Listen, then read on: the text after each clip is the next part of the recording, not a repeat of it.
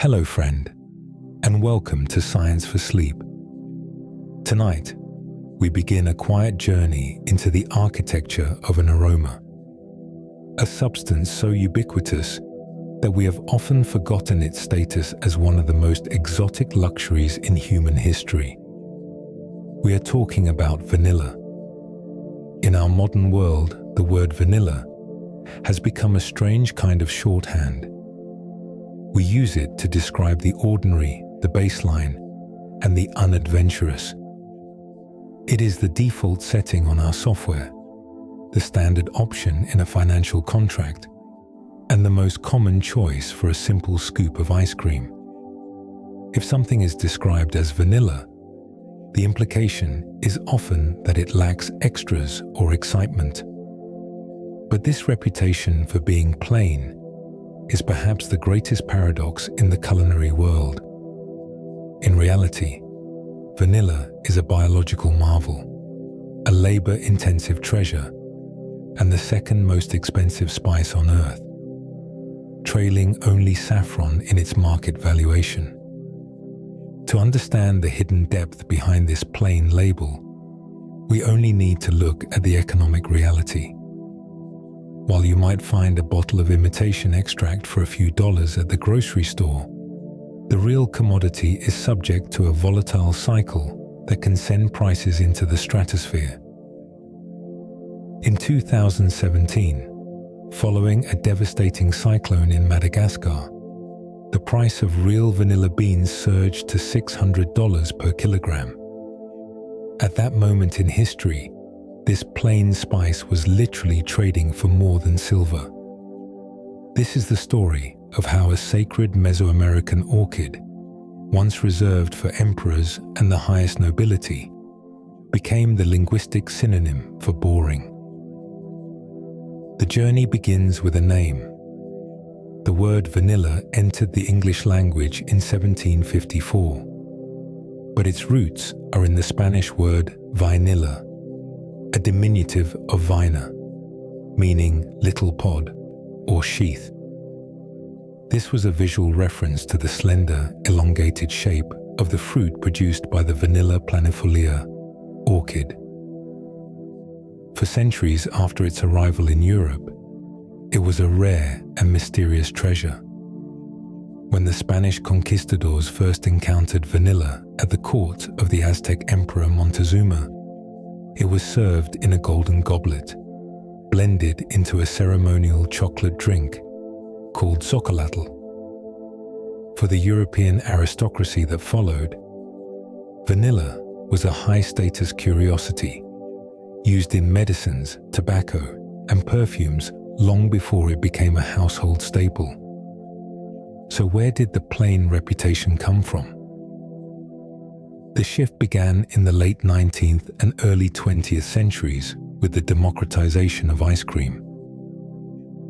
Because the primary flavor molecule, vanillin, possesses a unique chemical ability to harmonize with dairy and enhance the sweetness of sugar, it was adopted as the foundational flavor for mass-market frozen desserts. In a traditional ice cream parlor, vanilla was the visually modest choice, a pure, unblemished white. This stood in sharp contrast to more active flavors that contained visible inclusions like berries, nuts, or chocolate.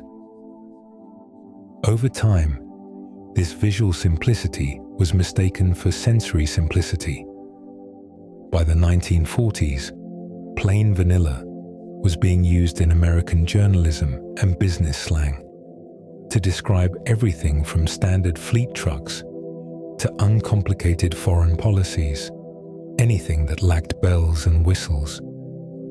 The irony is that vanilla's very success led to its anonymity.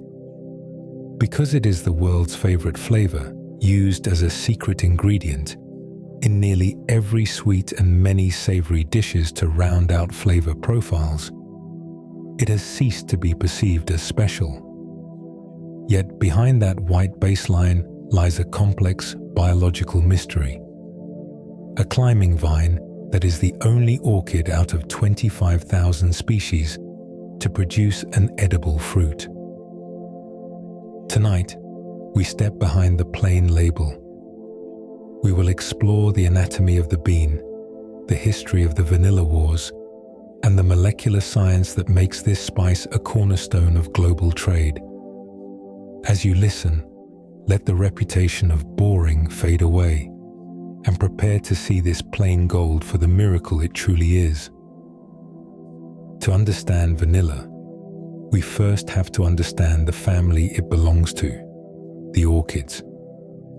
In the botanical world, the family Orchidaceae is a giant.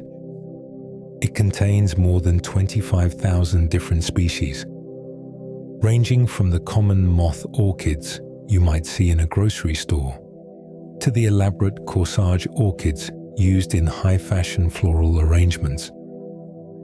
But within this massive family, there is a single genus that has changed the course of human history. That genus is vanilla, and its crown jewel is a species known as Vanilla planifolia. If you were to walk through a tropical forest in Mexico or Central America, you might not even recognize the plant at first. Unlike many orchids that grow in neat pots, Vanilla planifolia is a massive climbing vine. In its natural habitat, it can reach lengths of 50 to even 70 feet, winding its way up into the forest canopy like a green serpent. It is what botanists call a hemi-epiphyte. This term describes a fascinating survival strategy, where a plant begins its life rooted in the soil, but eventually spends much of its life growing on the trunks of other trees. This climbing habit is supported by a dual root system. Near the base of the vine, you will find terrestrial roots. These are branched and delicate, reaching deep into the forest floor to absorb water and nutrients. They are assisted by a microscopic partner called mycorrhizal fungi, which help the orchid thrive in the competitive tropical soil. But as the vine begins its ascent, it grows a second type of root, the aerial root. These thick, unbranched, fleshy roots emerge from the nodes of the plant, opposite the leaves. Their job is not just to feed the plant, but to anchor it. They act like biological glue, gripping the rough bark of support structures like the salmon tree, which is often the chosen companion for vanilla in the wild. The appearance of the plant itself is a study in green. The stems are fleshy and succulent, designed to store water during periods of drought. The leaves are glossy and bright green, growing between 3 and 14 inches in length. They are flat and lance-shaped, which is why the species was given the name planifolia, a Latin combination meaning flat leaf. These leaves are tough, often surviving for 3 or 4 years unless they are damaged by the elements.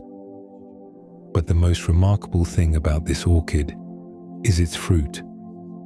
In the world of botany, vanilla is a true biological outlier. Out of those 25,000 orchid species, it is the only one that produces an edible fruit with significant economic value. Most orchids produce seed capsules that are dry and papery. When they mature, they split open and release millions of dust-like seeds that are scattered by the wind.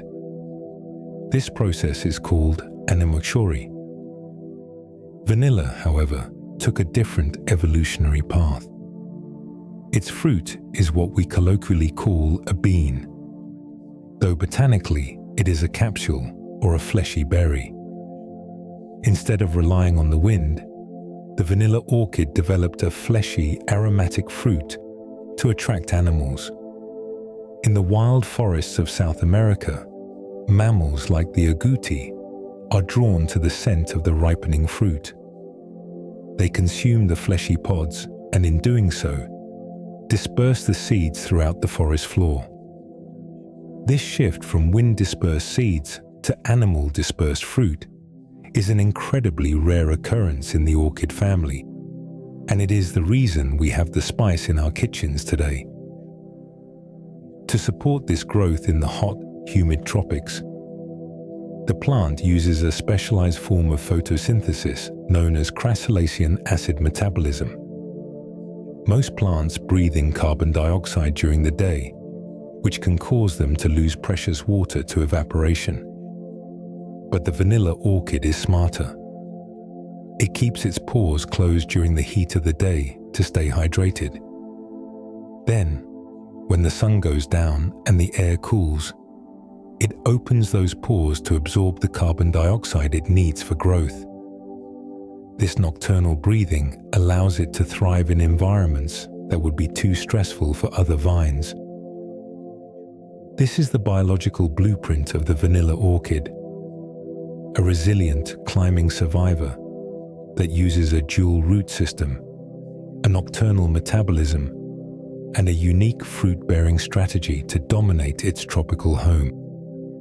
But as we will see in our next section, the beauty of the vine is only half the story. The true secret of vanilla lies hidden inside the anatomy of that remarkable fruit. As we move from the grand architecture of the climbing vine to its singular fruit, we encounter one of the most misunderstood structures in the plant world. While we call it a vanilla bean, from a botanical perspective, it is not a bean at all. True beans belong to the legume family, which produces seeds in pods that typically split along two distinct seams when dry. The fruit of the vanilla orchid, however, is a specialized fleshy capsule, or more technically, a pod-like berry. This distinction is more than just academic. It explains why the interior of a vanilla bean is so uniquely rich and complex compared to a common garden pea or a coffee bean. When you look at a fresh, green vanilla pod on the vine, it resembles a long, slender finger or a thick green bean. It can reach lengths of up to 8 or 9 inches, often with a slightly triangular cross-section.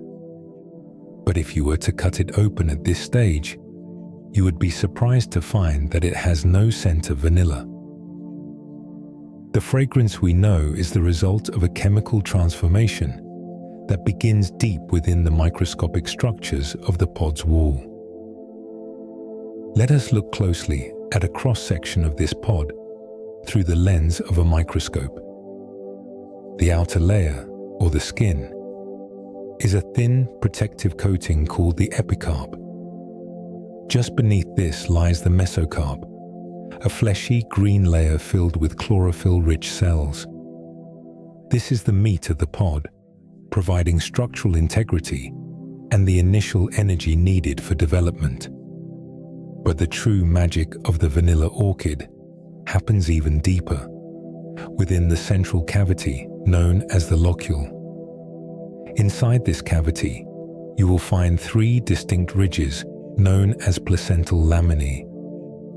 These are the life support systems for the developing seeds. In a single healthy pod, there are thousands of microscopic round black seeds. These seeds are so small and numerous that when the bean is processed, they form the thick, dark paste we affectionately call vanilla caviar. In gourmet cooking, these tiny black specks are the visual signature of authenticity, proving that real fruit was used rather than a clear synthetic extract. However, the seeds themselves are not the source of the flavor. If you were to extract a single seed and taste it, you would find very little of the characteristic vanilla aroma. The flavor actually resides in the dark, resinous substance that surrounds the seeds, often called the oleoresin. This resin is produced by a truly unique biological structure found only in the vanilla genus, the secretory trichomes. These trichomes are microscopic, unicellular hairs that line the gaps between the placental ridges. Imagine millions of tiny, transparent tubes standing side by side like the bristles of a brush. These hair-like cells are the flavor factories of the plant. They synthesize and secrete a densely packed matrix of aroma-active compounds into the fruit cavity. Within these hairs, and within the neighboring placental tissues, the plant accumulates a precursor molecule known as glucovanillin. In its natural state on the vine, this molecule is flavorless and odorless because the aromatic vanillin is locked to a sugar molecule. This is a brilliant survival strategy by the plant. By keeping the vanillin in its sugar-bound form, the orchid prevents the compound from becoming toxic to its own cells. The accumulation of these precursors is a slow, patient process. It takes between 6 and 9 months for a pollinated flower to develop into a mature, ripe pod. During this time, the concentration of these potential flavor molecules peaks, particularly toward the blossom end of the pod, rather than the stem end. If the pod is left on the vine for too long, it undergoes a process called dehiscence. It begins to yellow and then splits open longitudinally from the tip, exposing the seeds to the elements and ruining the bean for commercial use. For the farmer, the goal is to harvest the pod at the precise moment before this split occurs, when the structural biology of the fruit has reached its maximum potential. Inside that green, odorless pod lies a hidden landscape of tiny hairs and thousands of seeds, all suspended in a sticky, chemical-rich matrix that is just waiting for the right conditions to release its perfume. As we rest tonight, we can appreciate the immense biological effort required to build just one of these pods. A process of 9 months of slow growth and microscopic secretions that forms the foundation of the world's most beloved flavor. In our next section, we will look at the delicate dance of nature that allows these pods to form in the first place, the mystery of pollination. To look upon a vanilla orchid in bloom is to witness one of the most fleeting events in the natural world. For 364 days a year, the vine is a study in patient, slow-motion growth. But for one single morning, it offers a pale, waxy, greenish-yellow flower. This blossom typically opens at the first light of dawn, releasing a scent that is faintly spicy, reminiscent of cinnamon and clover. Yet, by the time the tropical sun reaches its zenith in the afternoon, the flower has already begun to wilt. If it has not been pollinated within those few short hours, it will simply drop from the vine, leaving no fruit behind. This narrow window of time is only the first of many biological hurdles that the plant must overcome. Even during that brief window, the vanilla orchid is notoriously difficult to fertilize. To understand why, we have to look deep into the architecture of the flower itself. Like many orchids, the vanilla blossom is hermaphroditic, meaning it contains both male and female reproductive organs. In most plants, this proximity would allow for easy self-pollination. However, the vanilla orchid has evolved a very specific physical barrier known as the rostellum. Imagine a tiny, delicate flap of tissue, like a miniature trapdoor or a velvet curtain. This rostellum sits inside the trumpet-shaped lip of the flower, physically separating the male anther, which holds the sticky pollen, from the female stigma, which must receive it. Because of this tissue flap, the pollen cannot simply fall onto the receptive surface. It must be moved. In its native Mexican forests, the orchid relies on the intervention of a very specific group of visitors. For over a century, popular science has claimed that a tiny, stingless bee, known as the Melipona bee, is the sole natural pollinator of vanilla. It is a beautiful story of a specialized one-to-one relationship between a bee and a flower. However, modern researchers who have spent thousands of hours on platforms high in the forest canopy have discovered that the truth is much more complex. While Melipona bees certainly visit the flowers, they are often too small to reliably trigger the reproductive mechanism. Instead, evidence now points toward orchid bees from a group called the Euglossini as the more likely natural heroes. These bees are larger, faster, and possess the physical strength required to push past the flower's heavy lip and navigate around the rostellum. Even so, natural pollination is an incredibly rare event. In the wild, it is estimated that only about 1 to 5% of vanilla flowers ever produce a pod. One reason for this low success rate is a phenomenon known as food deception. Most flowers attract bees by offering a reward of sweet, high-energy nectar. The vanilla orchid, however, is a biological trickster. It produces no nectar at all. Instead, it uses its fragrance and its bright, attractive shape to lure bees into the flower under false pretenses. Once the bee realizes there is no food to be found, it quickly leaves. But in its struggle to navigate the trumpet-shaped petals, it may accidentally brush against the pollen and carry it to the next deceptive blossom. This lack of a nectar reward limits the number of visitors, making every successful pollination a minor miracle of chance. This biological lock on the flower explains one of the greatest frustrations in colonial history. When the Spanish and later the French took cuttings of the vanilla vine to their own tropical territories, the plants grew with astonishing vigor. They climbed the trees of Reunion and Madagascar, producing lush green leaves and beautiful, fragrant flowers.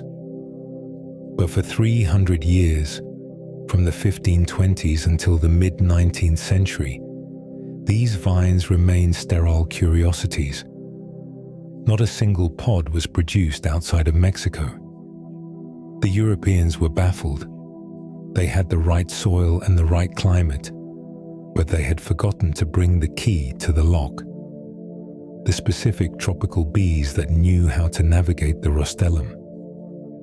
Without those bees, the vanilla orchid was a beautiful but useless ornament. This curse of sterility protected Mexico's monopoly on the spice for centuries, keeping the price of vanilla high and its origins shrouded in mystery. As we drift toward sleep, we can imagine those ancient, silent vines in the European botanical gardens. Plants that held the secret to a fortune within their waxy flowers, yet refused to yield a single bean because the tiny, essential bridge between the male and female parts of the flower was missing. It would take a different kind of miracle, one of human ingenuity, to finally break that 300-year silence. In our next section, we will meet the young boy who finally solved the puzzle that had defeated the world's greatest botanists. For 3 centuries, the vanilla orchid was a botanical fortress. From the moment Spanish conquistadors brought the first vines back to Europe in the early 1500s, the plant remained a beautiful but sterile mystery. The French and the Spanish were desperate to break Mexico's monopoly on the spice, planting cuttings in every tropical corner of their empires, from the Caribbean to the Indian Ocean. But no matter how lush the vines grew or how many waxy flowers bloomed, they never produced a single bean. By the early 1800s, This biological stalemate had become one of the greatest frustrations in the world of horticulture. The first crack in the mystery appeared in 1836. A Belgian botanist named Charles Morin, working with a vanilla plant in a greenhouse in the city of Liege, made a critical observation. He noticed that the flowers were being visited by a specific type of insect in Mexico that did not exist in Europe. He realized that the vanilla orchid's unique anatomy, specifically that delicate flap of tissue called the rostellum, was a physical barrier that only these specialized pollinators could bypass. Morin proved that it was biologically possible to produce fruit by hand-pollinating the flowers. But his method was complex, fiddly, and required a high level of academic training. For a commercial plantation owner with thousands of vines, Morin's technique was what historians have called a money-making impossibility. It simply took too much time and yielded too few results. The true revolution did not happen in a European lab or a prestigious botanical garden.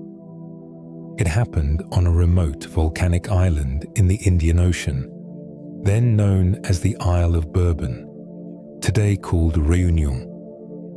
And the hero of the story was not a famous scientist, but a 12-year-old boy named Edmond. Edmond was born into slavery in 1829.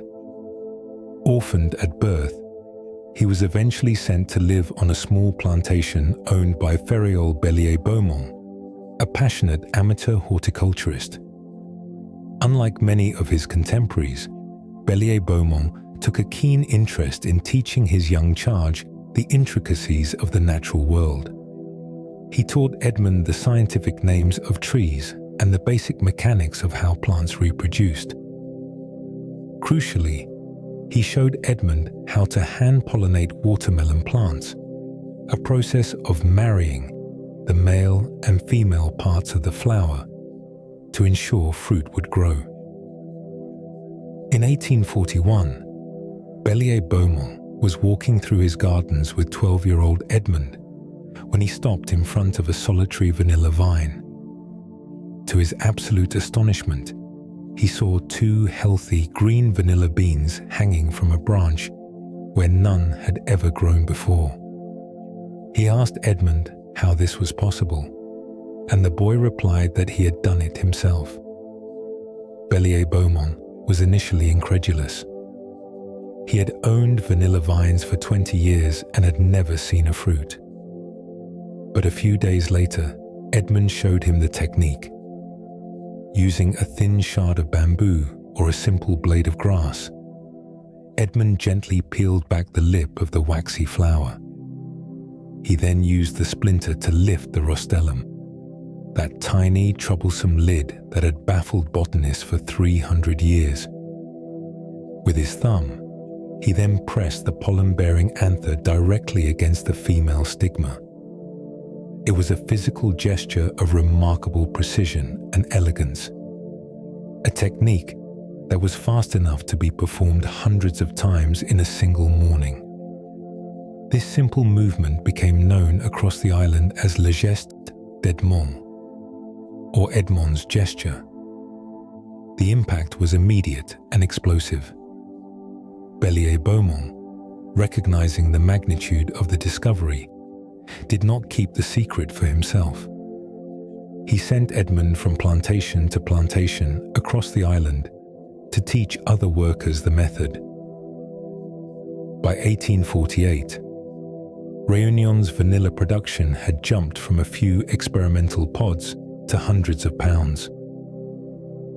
By the late 19th century, the island was exporting hundreds of tons of vanilla, and the technique had spread to Madagascar, eventually making that region the world leader in vanilla production.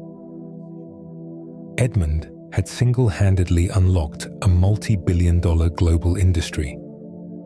Yet, as is so often the case in history, the man who provided the key to this fortune did not share in its rewards.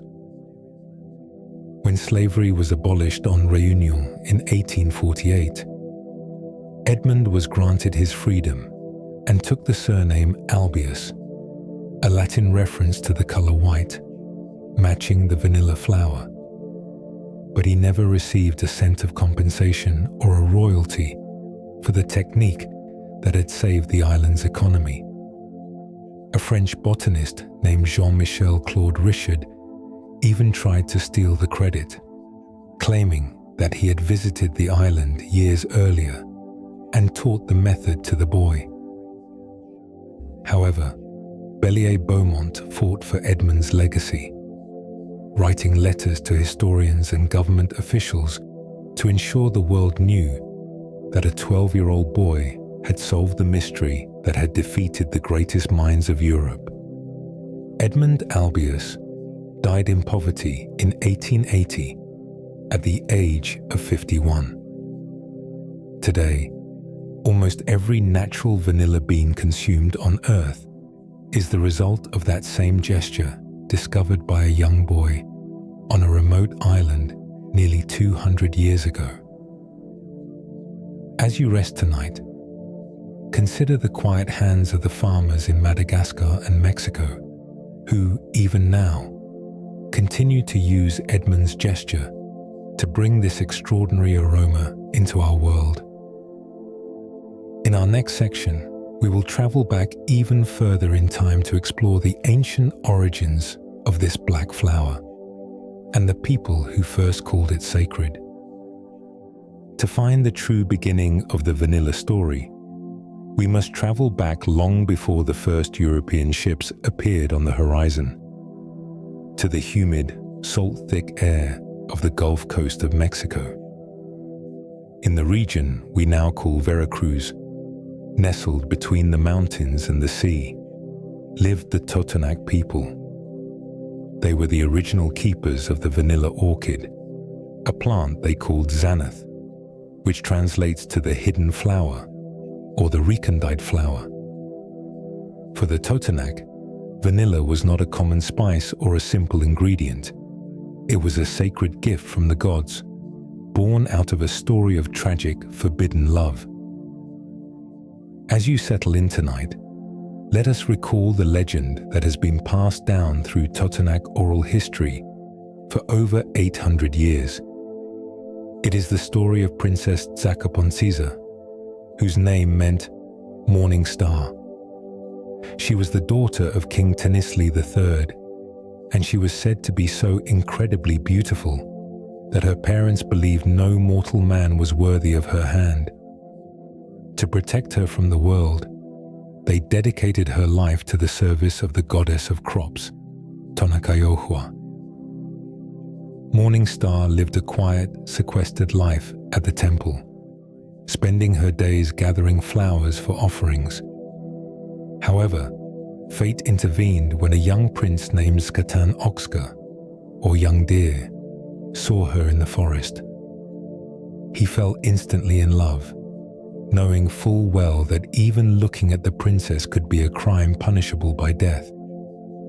Despite the danger, the two fell into a star-crossed romance and decided to flee together into the deepest part of the rainforest. They were pursued by the temple priests and captured at the foot of the mountains. In the violent clash that followed, both the princess and her lover were executed on the spot where they stood. The legend tells us that a few months later, on the very site where their blood had seeped into the earth, a strange and miraculous thing happened. A bush began to grow with incredible speed, covered in thick, protective foliage. Soon after, an emerald green vine sprouted from the ground, winding its fragile tendrils around the trunk of the bush in a tight, eternal embrace. Then, a pale yellow-green orchid appeared on the vine, and when the flowers died, they left behind long, slender pods that released a perfume so exquisite it surpassed any incense ever offered to the gods. The Totanac realized that the strong bush was the spirit of the prince, and the delicate orchid was the spirit of the princess, finally reunited. This legend established the vanilla orchid as a divine plant in Totanac culture. They became the world's first masters of its cultivation, centered around the city of Papantla. Because of the vast numbers of orchids growing in the surrounding forests, Papantla eventually became known as the city that perfumed the world. The Totanac did not just admire the scent. They were sophisticated herbalists who understood the plant's medicinal properties. They used the green pods to treat lung and stomach disorders, and they ground the cured beans into pastes to heal wounds and soothe the bites of poisonous insects.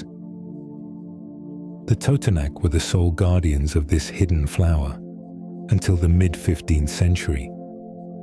It was during this time that they were conquered by the expanding Aztec Empire.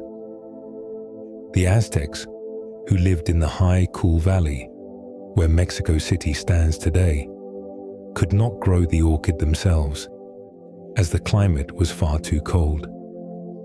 However, they immediately recognized the value of the spice and demanded it as a primary form of imperial tribute. Every year, the Totanac were forced to send thousands of cured pods to the Aztec capital of Tenochtitlan. The Aztecs called the spice Tlilxochitl, which literally means black flower. This name has caused a great deal of confusion among historians for centuries, as the vanilla flower is actually a pale yellow or green. Modern research suggests that the name was actually a reference to the appearance of the cured pod. When the vanilla bean is harvested, it is green and odorless, but after it is cured and dried, it turns a deep, shriveled black. Because the bean was the part of the plant used in rituals and drinks, the Aztecs identified the entire plant by the color of its finished fruit. Tonight, as we rest, we can think of those ancient forests in Veracruz, where the hidden flower first bloomed. Long before vanilla was a plain flavor in a plastic bottle, it was a sacred offering, a medicinal miracle, and a symbol of a love so powerful it transformed the very earth it touched. The Totanac were the first to understand that this orchid required patience, respect, and a deep connection to the natural world. Lessons that the empires of the world would soon have to learn for themselves. In our next section, we will see how vanilla moved from the Totanac forests into the golden goblets of the Aztec emperors. The expansion of the Aztec Empire in the mid-15th century brought a dramatic change to the world of vanilla. The Mexica people, whom we commonly know as the Aztecs, were a powerful and highly organized society based in the high, cool valley of central Mexico. In 1427, under the ruler Itzcoatl, the Aztecs moved toward the Gulf Coast and conquered the Totanac people. This conquest was not merely about territory, it was about the acquisition of luxury. The Aztecs quickly realized that the Totanacs held a biological treasure they could not grow themselves. Because of the cooler temperatures in the Aztec highlands, the delicate vanilla orchid refused to bear fruit there, which allowed the spice to become one of the most prestigious and tightly controlled commodities in the ancient world. To maintain their imperial power, the Aztecs established a sophisticated system of tribute. Every 6 months, the conquered provinces were required to send vast quantities of precious materials to the capital of Tenochtitlan. We know from historical records like the Codex Mendoza that vanilla was among the most demanded items on these tribute rolls. Unlike staple goods like corn or beans, vanilla was a high-value, low-bulk luxury. It was light enough to be transported across the rugged mountains on the backs of porters, yet its presence in the royal storehouses was a sign of immense wealth and reach. The Aztecs called this spice Tlilxochitl. In their language, Nahuatl, Tlil meant black, and Xochitl meant flower. For centuries, this name led to a botanical misunderstanding, as many outsiders assumed the orchid itself produced black blossoms. In reality, the name was a functional description. A fresh vanilla bean is green and has no scent, but as it dries and cures, it shrivels into a dark, waxy, and fragrant black pod. To the Aztecs, the finished product was the black flower of their empire, and its primary purpose was to transform their most sacred beverage. This beverage was called xocolotl, the linguistic ancestor of our word for chocolate. However, the royal drink of the Aztec court would be almost unrecognizable to a modern palate. It was not a sweet, warm comfort food, but a complex, bitter, and invigorating tonic. The base of the drink was ground cacao beans, which were mixed with water and a variety of native flora. To create a rich and satisfying texture, the Aztecs used ground corn, or maize, which acted as a natural emulsifier, giving the drink a thicker, more substantial body. For those of the highest status, honey was added for a hint of sweetness, along with chili peppers for a sudden spark of heat. But it was vanilla that provided the essential rounding quality, the ability to bridge the gap between the bitter cacao and the fiery chili, creating a smooth, velvety finish that lingered on the tongue. Preparation of this drink was considered a skilled art, and historical accounts tell us it was almost always served cold. It was the role of noble women to prepare the xocolotl, a process that centered on the creation of a thick, persistent foam. The mixture was poured back and forth between two ceramic vessels from a considerable height, a technique that aerated the fats in the cacao and raised a rich froth that was highly prized. This foam was considered the most delicious part of the drink, and high-ranking individuals would use small, ornate spoons made of gold, silver, or polished wood to consume the froth before drinking the liquid. Emperor Montezuma II was famously obsessed with this combination. It is said he consumed as many as 50 cups of xocolotl a day, always from a golden goblet that was never reused. He believed the drink provided him with divine energy, strength for his warriors, and clarity for his priests. In the eyes of the Aztec elite, vanilla was a stimulant and a medicine, a substance that allowed a man to walk for an entire day without food. By the time the 16th century began, vanilla had been elevated from a local Totanac plant to an imperial monopoly, its use strictly reserved for the nobility, the royal guard, and the gods. The aroma of Tenochtitlan would have been a heady mix of burning incense and the sweet, dark scent of curing vanilla pods and roasting cacao. It was into this atmosphere of extreme luxury and rigid social order that the first Europeans arrived.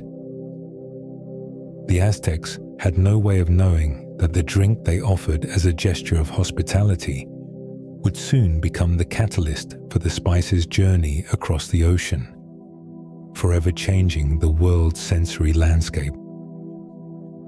As you settle into a deeper rest, imagine the quiet sound of chocolate being poured between vessels in a sun-drenched courtyard, the air heavy with the perfume of the black flower that had become the scent of an empire. In the late autumn of 1519, The horizon of the Gulf of Mexico was broken by the arrival of 11 Spanish ships.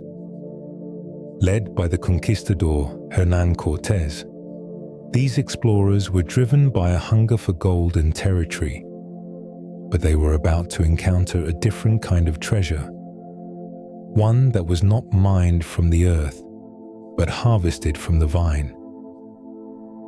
As Cortés and his men moved inland toward the heart of the Aztec Empire, they were entering a world of sensory complexity that Europe had never imagined. The pivotal moment in the global history of vanilla occurred in 1520, within the high-walled city of Tenochtitlan. The Emperor Montezuma II, believing that Cortés might be the fair-skinned god Quetzalcoatl returning from the east, greeted the foreigners with a level of hospitality reserved for the divine. At a grand royal banquet, amidst the scent of burning incense and the shimmer of precious stones, the emperor offered Cortés a drink served in a goblet made of pure gold. This drink was the ceremonial chocolate beverage, chocolatl. Bernal Díaz del Castillo, a soldier who traveled with Cortés and later wrote The True History of the Conquest of New Spain, recorded the scene with fascination. He described how Montezuma took no other beverage than this frothy mixture, which was served with great reverence by the women of the court. Cortés was immediately struck by the flavor. It was bitter, spicy, and rich, but it was the aromatic roundness of the vanilla that allowed the beverage to be palatable to the Spanish palate. From that first sip, vanilla became an object of intense curiosity for the Europeans. Following the fall of the Aztec Empire in 1521, the Spanish took control of the vanilla trade. The first cured pods reached Spain that same year, designated as exotic treasures intended only for the king and the highest levels of the aristocracy.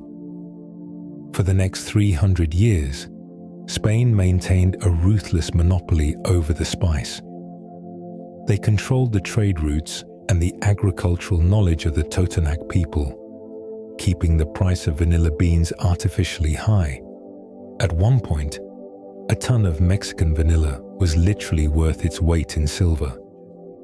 However, when vanilla first arrived in Europe, it was not initially viewed as a culinary ingredient. For over a century, it was categorized primarily as a medicine and a perfume. In 1570, King Philip II of Spain ordered the first scientific mission to the New World, led by his court physician, Francisco Hernández de Toledo. Hernández spent 7 years interviewing indigenous healers and classifying over 3,000 plants. He provided Europeans with their first clinical understanding of the vanilla orchid. Hernández and other early Spanish doctors described vanilla as a miracle drug. It was prescribed to soothe the stomach, treat digestive disorders, and reduce flatulence. Because of its warm and intense aroma, it was also believed to be a powerful stimulant for the nervous system. Perhaps most famously, vanilla gained a reputation as a potent aphrodisiac. A German physician named Bazar Zimmermann published a treatise in 1762 claiming that hundreds of impotent men had been transformed into astonishing lovers simply by drinking decoctions of vanilla. While doctors were exploring its medical uses, the European elite began to use the pods as a luxury fragrance. Cured beans were worn in hats or carried in silk pouches to perfume the air. In the royal courts of France and England, vanilla was used to scent tobacco and snuff. It was not until 1602 that vanilla began to step out of the shadow of chocolate to become a standalone flavor. Hugh Morgan, the royal apothecary to Queen Elizabeth I, suggested that vanilla possessed a flavor profile worthy of its own merits. He began creating sweetmeats, delicate candies flavored only with vanilla, which the Queen reportedly adored. Despite this growing demand, the mystery of the plant remained intact. For 3 centuries, European botanists tried and failed to make the vines produce fruit outside of Mexico. They had the beans, they had the scent, and they had the gold to pay for them. But they did not have the secret of the flower.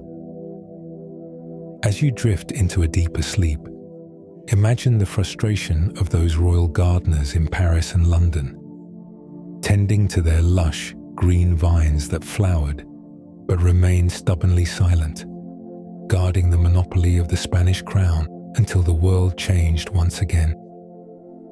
The story of vanilla's global expansion is not merely a tale of agriculture, but one of botanical piracy, colonial ambition, and the shifting tides of imperial power. For 300 years, the Spanish crown guarded its Mexican monopoly with a combination of geographic luck and biological mystery. But by the late 18th century, the other great powers of Europe, particularly the French and the British, were no longer content to pay silver for a spice they believed could be grown within their own tropical territories. The quest to break the Spanish hold began with a series of daring smuggling operations. In 1793, several live vanilla vines were successfully hustled out of Mexico and onto a French ship bound for the Indian Ocean. These cuttings were destined for the island then known as the Île Bourbon, which we know today as Réunion. The name Bourbon was a tribute to the ruling French royal house, and this tiny volcanic island would eventually give its name to the most famous designation of vanilla in the world. However, the arrival of the plants did not lead to immediate success. For nearly 50 years after those first vines were planted in the rich, volcanic soil of Réunion, the French faced the same curse of sterility that had baffled the Spanish in Europe. The vines grew with incredible vigor, reaching high into the saman trees, and they produced thousands of waxy, beautiful flowers. But without the specific bees of Mexico to serve as the key to the flower's lock, they produced almost no fruit. Everything changed following the breakthrough of Edmond Albius in 1841. Once the manual pollination technique allowed for commercial-scale cultivation, vanilla production on the Île Bourbon exploded. The statistical growth of the industry during this period is staggering. In 1848, the island produced just 100 pounds of cured vanilla. Only 10 years later, in 1858, that figure had jumped to 2 tons. By 1867, the island was exporting 20 tons, and by the end of the 19th century, production exceeded 200 tons. As the industry outgrew the small geography of Réunion, the French looked toward the massive neighboring island of Madagascar.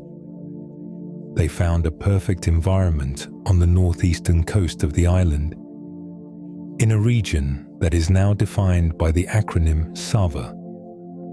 This region is formed by the 4 major cities that serve as the hubs of the vanilla trade: Sambava, Antalaha, Vohema, and Andapa.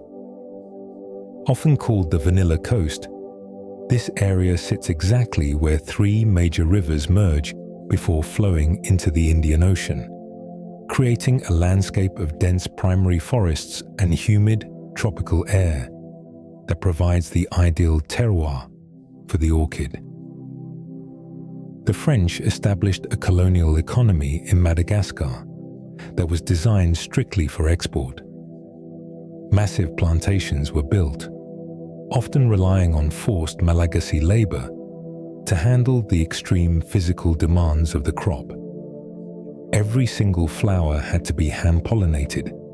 Every pod had to be harvested at the exact moment of maturity, and every bean had to undergo a multi-month curing process. This system turned Madagascar into the global leader of the spice trade, a position it still holds today, producing roughly 80% of the world's natural vanilla. However, this success came with a heavy cost. The island's economy became almost entirely dependent on this single volatile cash crop, leaving local farmers at the mercy of global market fluctuations they could not control. This era also solidified the term bourbon vanilla in the global marketplace. It is a common misconception that this name has something to do with the American whiskey. In reality, it is a technical designation that refers to two things: the geographic origin of the cultivation method on the island of Réunion and the specific species of the plant, Vanilla planifolia. To be labeled as bourbon vanilla today, the beans must be of the planifolia species and grown in the Indian Ocean region, including Madagascar, Réunion, the Comoros, and Mauritius. These beans are prized for their high vanillin content and their distinctively creamy, sweet, and buttery flavor profile, which set the global standard for what vanilla should taste like. As you rest tonight, we can picture the vast green triangle of northeastern Madagascar, where 80,000 smallholder farmers still work the same land their ancestors did. This landscape, shaped by the legacies of empire and the resilience of a Mexican orchid, remains the heart of a multi-billion-dollar industry. The journey from a few smuggled cuttings to a global commodity changed the geography of the Indian Ocean forever, turning a remote coastline into the perfumed engine of the world's flavor market. But as we will see, this concentration of wealth in one of the poorest regions on Earth eventually led to a new kind of struggle, one defined not by biological mysteries, but by the desperate economics of survival. The northeastern coast of Madagascar is a place of breathtaking beauty, where the rainforest meets the sea in a lush landscape known as the Sava region. This area, often called the Vanilla Coast, is the undisputed heart of the global spice trade, producing roughly 80% of the world's natural vanilla. Yet beneath the sweet, heavy perfume that hangs over the green triangle of Sambava and Antalaha lies a much harsher reality. In recent years, as the global price of vanilla began to swing wildly, this peaceful agricultural region was transformed into a landscape of conflict, a period that many locals and international observers now refer to as the Vanilla Wars. The primary driver of this conflict is the sheer economic value of the crop. Because vanilla is so labor-intensive and geographically concentrated, it has become what many call green gold. When prices spiked to record highs in 2018, reaching $600 per kilogram, a single burlap sack of cured beans could be worth a small fortune. This extraordinary wealth acted as a magnet for corruption, money laundering, and organized crime. Criminal syndicates, some allegedly linked to illegal logging operations, began using the vanilla trade as a way to wash their profits, creating a price bubble that disconnected the market from the reality of the smallholder farmers. The most direct and devastating consequence of this economic boom was the rise of vanilla rustling. Unlike traditional theft, where a criminal might break into a warehouse to steal finished goods, Vanilla rustling involves the theft of green beans, unripe pods taken directly from the vine. For a farmer, this is a catastrophic loss. It takes 9 months for a pod to mature, and if it is stolen in the 7th or 8th month, the entire season of labor is erased in a single night. Because green beans are not naturally marked or identifiable, stolen vanilla is easily mixed into the legitimate supply chain by middlemen, making it almost impossible to trace. The security measures that farmers have been forced to adopt are a testament to their desperation. It is now common practice for entire families to leave their homes and sleep in the fields during the harvest months to guard their plants. They build makeshift huts or simply lie on the ground, keeping watch through the night against armed intruders.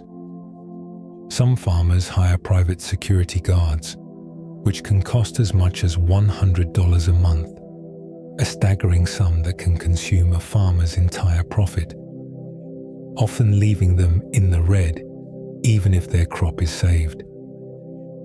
Perhaps the most ingenious and poignant defense developed by these communities is a method of bean branding.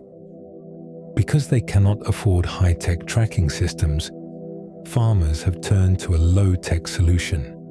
They use small wooden tools embedded with tiny nails to prick a unique pattern, or their initials into each individual green pod. As the pod grows, these marks scar over, creating a permanent, indelible brand.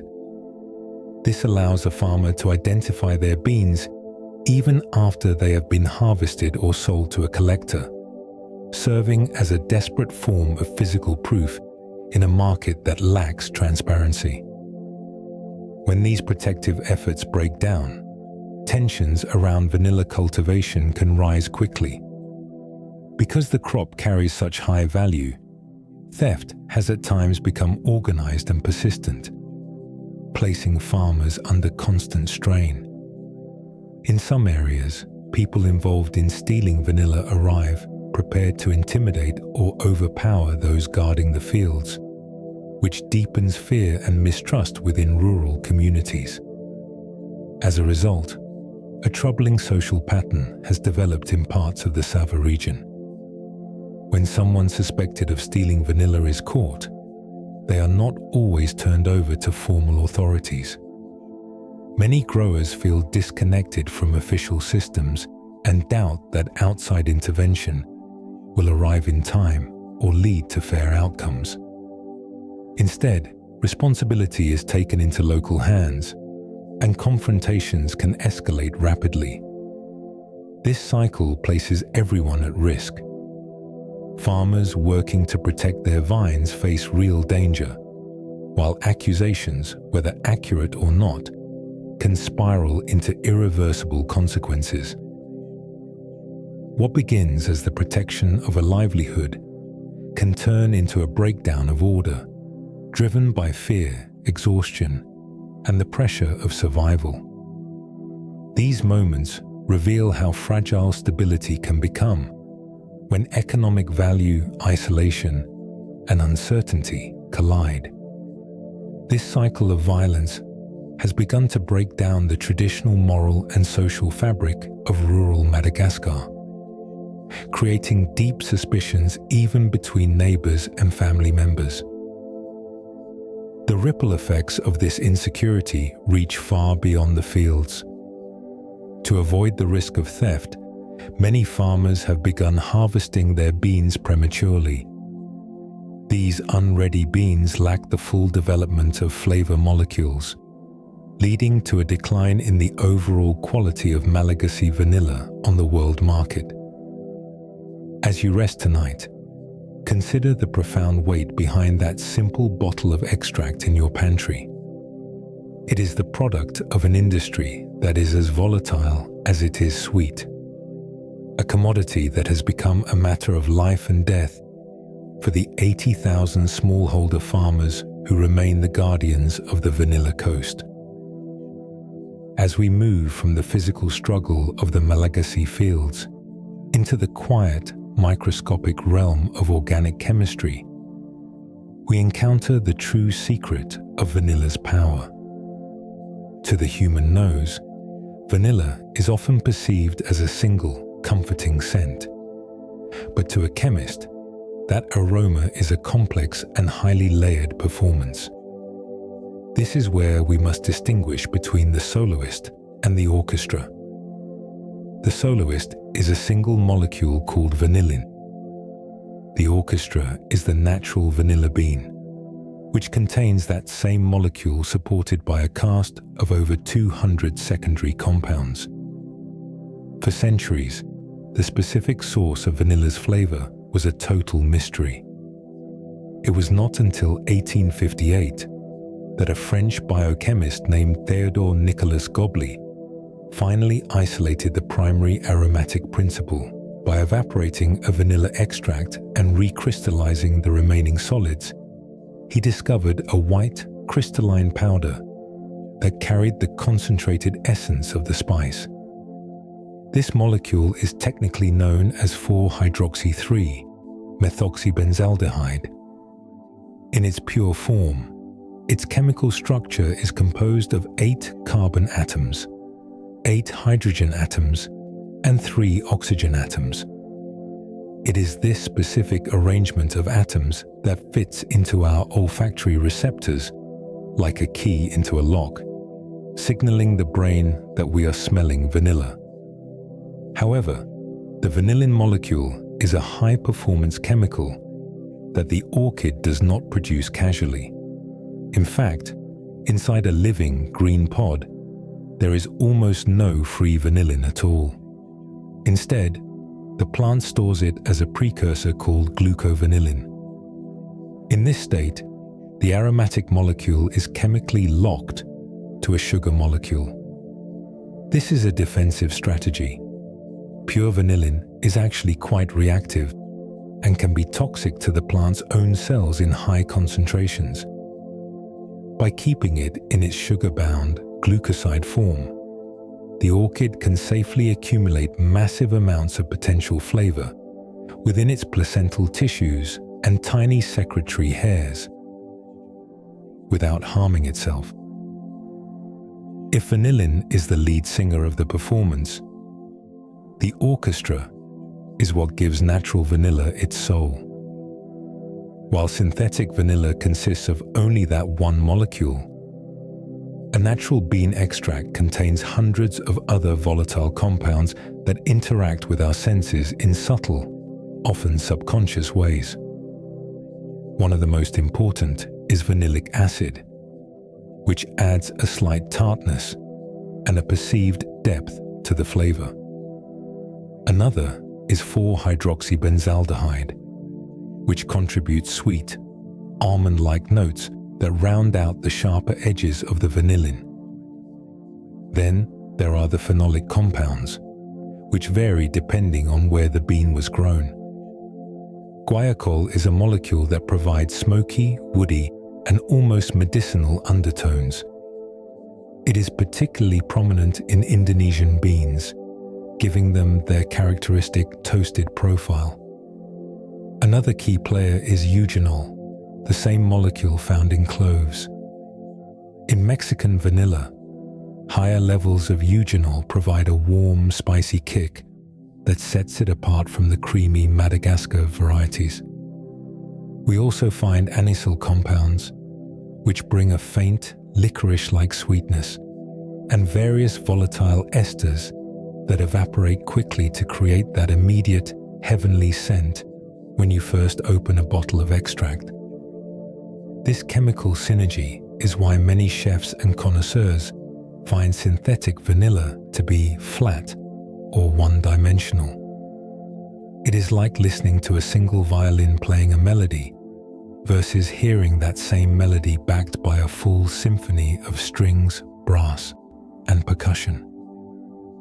Interestingly, vanillin belongs to a class of chemicals called vanilloids. This family includes some surprisingly intense relatives, such as capsaicin, the molecule that makes chili peppers hot, and zingerone, which gives ginger its bite.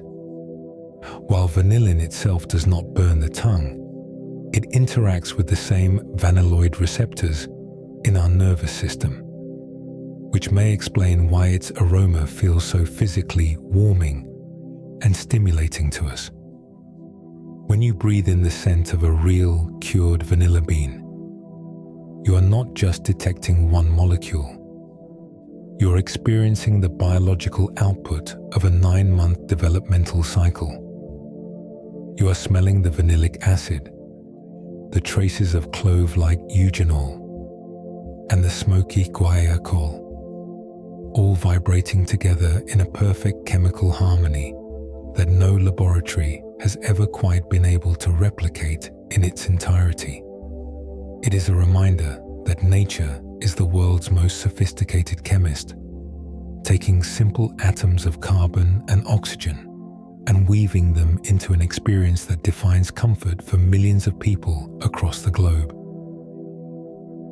When a vanilla farmer harvests a pod at the end of its 9-month growth cycle, they hold in their hands a fruit that is thick, heavy, and a vibrant, grassy green. To an outsider, it looks more like a sturdy green bean than a world-class luxury spice. Most surprisingly, if you were to bruise this fresh pod or snap it in half, you would smell nothing but the scent of crushed vegetation. There is no perfume, no sweetness, and no hint of the aroma that defines the industry. The vanilla we know is not a gift of nature alone. It is a collaborative masterpiece between biology and human patience, brought to life through a grueling and precise multi-month transformation known as the curing process. The goal of curing is to trigger a specific enzymatic birth within the pod.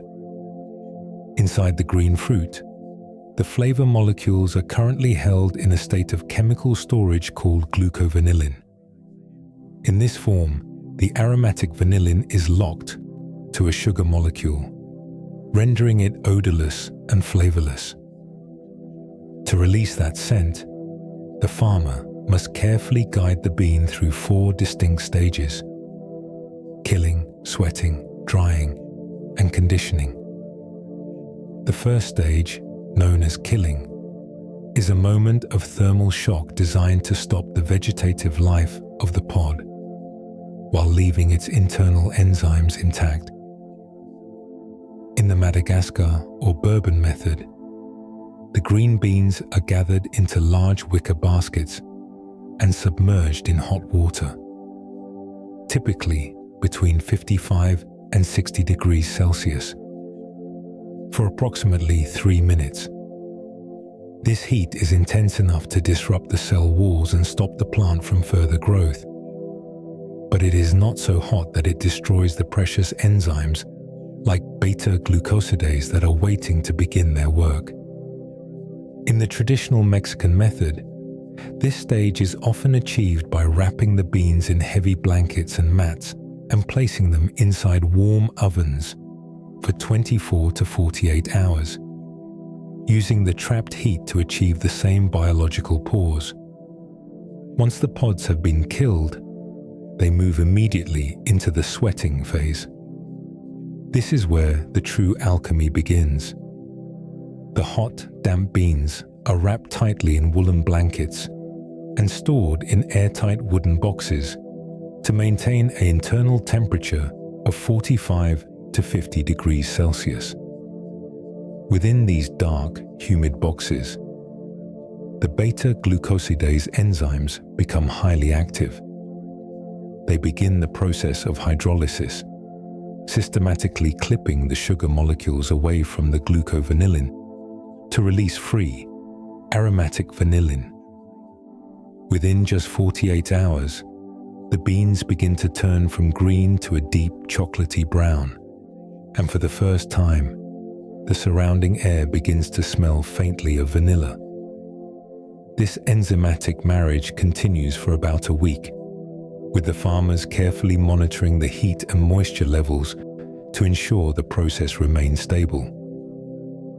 The third stage is drying, a slow and repetitive dance with the sun that can last for several weeks.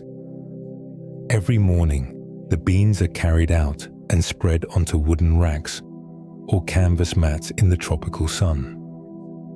They are left to absorb the solar heat for a few hours, but they must be taken in before they become too hot or brittle. At night, they are rewrapped in blankets to keep them warm and supple.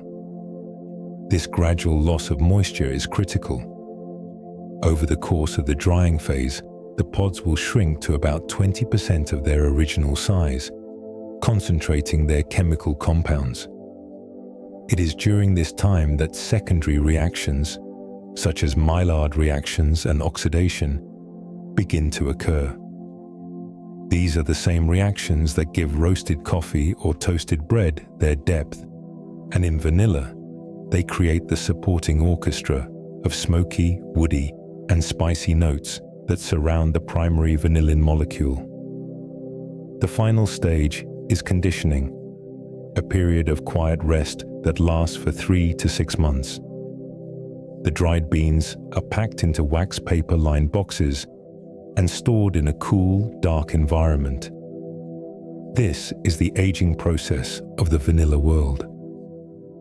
During these months, the moisture levels stabilize, and the complex volatile esters have time to develop and meld together.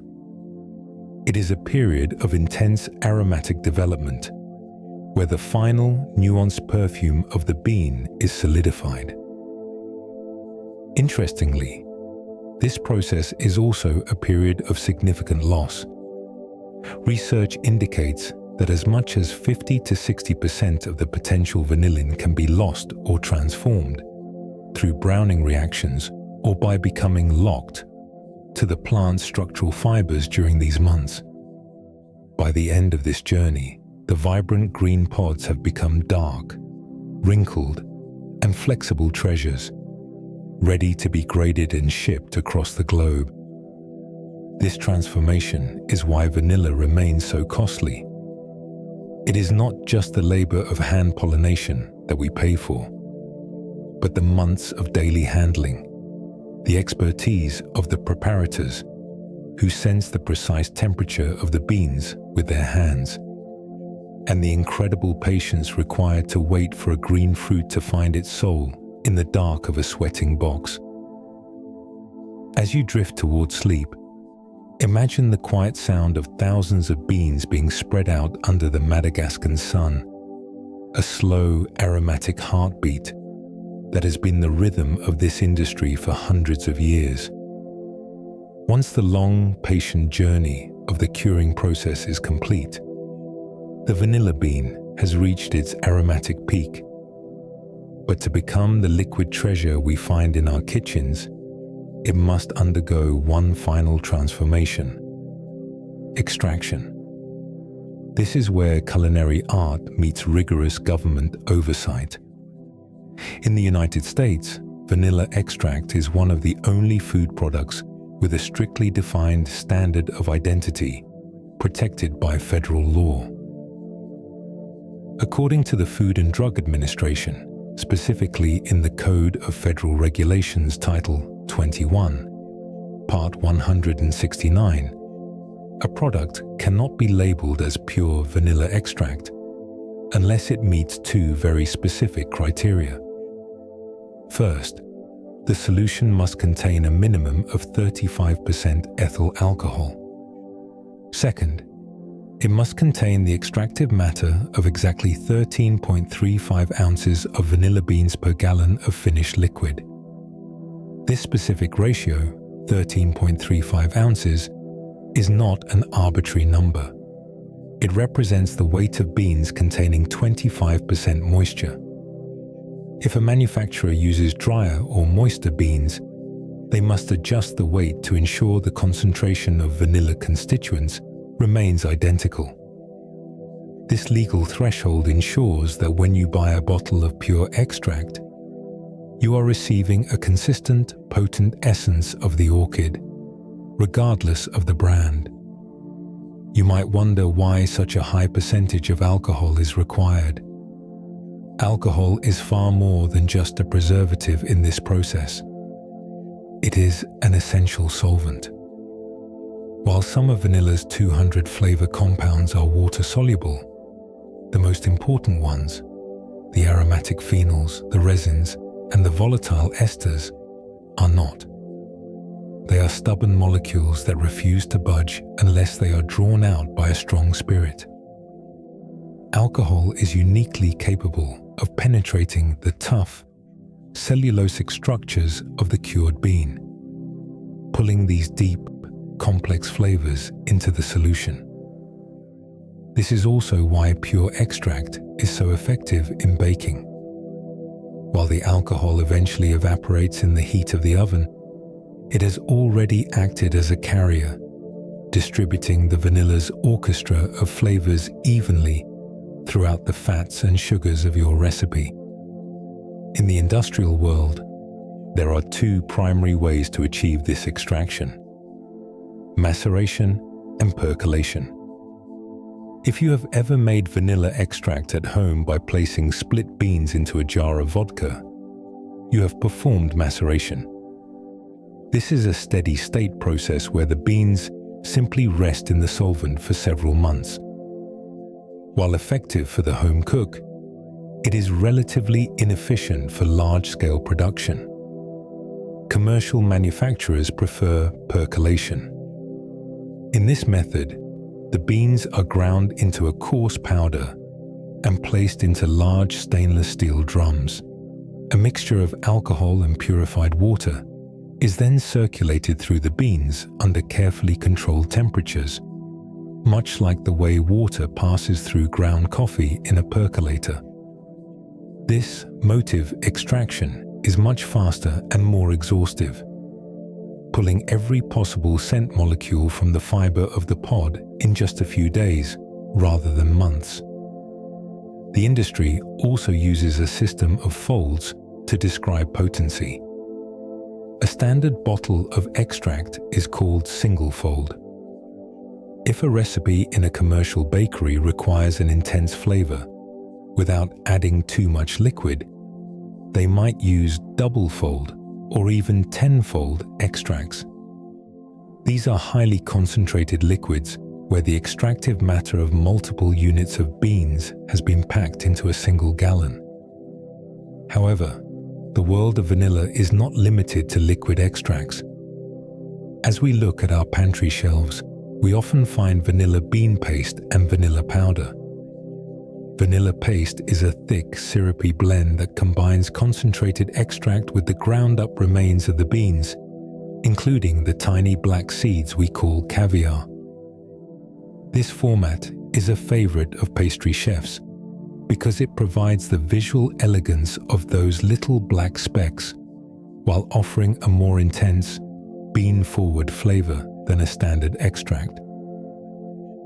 Vanilla powder, on the other hand, comes in two very different varieties.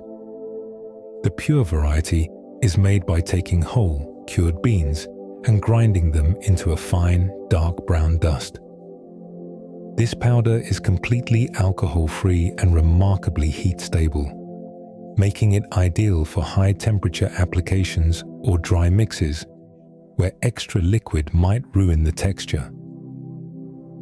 The second variety is often white or beige and is essentially vanilla-infused sugar, usually made by blending extractives with a carrier like dextrose or maltodextrin. While convenient for sprinkling on oatmeal or coffee, it lacks the full spectrum depth of the pure ground bean.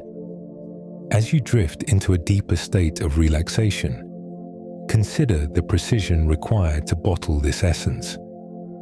Behind every amber liquid and dark speck is a world of regulated weights, solvent science, and industrial engineering, all dedicated to capturing the soul of a flower and delivering it, pure and unchanged, to your table. The scent that fills your room tonight is not just a pleasant aroma. It is a scientifically mastered concentration of nature's most complex chemistry. The global appetite for vanilla is a force of nature that the world's orchids simply cannot sustain. While we have explored the intricate labor of the Madagascan farmer and the biological fragility of the orchid, we must also confront a startling reality. If the world relied solely on natural vanilla beans, nearly every ice cream parlor, bakery, and perfume house on the planet would empty overnight. It is estimated that natural vanilla extract can meet only about 1% of the total global demand for the flavor. The remaining 99% of the vanilla experience in our lives is the result of a century and a half of industrial ingenuity, a story of how we learned to build the scent of a flower from the waste of forests and the depths of the earth. The first chapter of this story was one of identification. In 1858, a French biochemist named Theodore Nicolas Goblet successfully isolated the primary flavor molecule from vanilla extract, discovering the white, crystalline substance we now call vanillin. But knowing what the molecule was did not mean we knew how to create it. For 16 years, it remained a curiosity that could only be harvested from the bean. This changed in 1874, when two German scientists, Ferdinand Tiemann and Wilhelm Hamann, realized that the molecular structure of vanillin was strikingly similar to a compound called coniferin, which is found in the cambial sap of pine trees. By chemically transforming the sap of a pine tree, Tiemann and Hamann achieved the first ever synthesis of vanillin. This was a seismic event in the history of food. In 1875, they founded the Hamann Vanillin Fabrik in the town of Holzminden, Germany, the first factory in the world dedicated to synthetic flavor. Suddenly, a luxury that had been reserved for the elite was within the reach of the industrial chemist. By 1879, they were aggressively marketing their product to chocolate manufacturers, demonstrating that synthetic vanillin could offer cost savings that were nothing short of revolutionary. As the 19th century turned into the 20th, the search for even cheaper raw materials intensified. In the 1920s, the industry shifted toward eugenol, the primary component of clove oil. Clove oil was inexpensive and readily available, and for a decade, it served as the world's primary bridge to vanilla. But an even greater breakthrough arrived in the 1930s, hidden in the waste stream of the paper industry. Scientists discovered that lignin, a complex polymer that gives wood its structural strength and is a byproduct of the sulfite pulping process, could be broken down to yield vanillin. This lignin to vanilla pipeline became the backbone of the global flavor market for 50 years. By 1981, a single pulp and paper mill in Thorold, Ontario, had become the most efficient flavor factory on the planet, producing enough vanillin from wood pulp waste to supply 60% of the entire global market.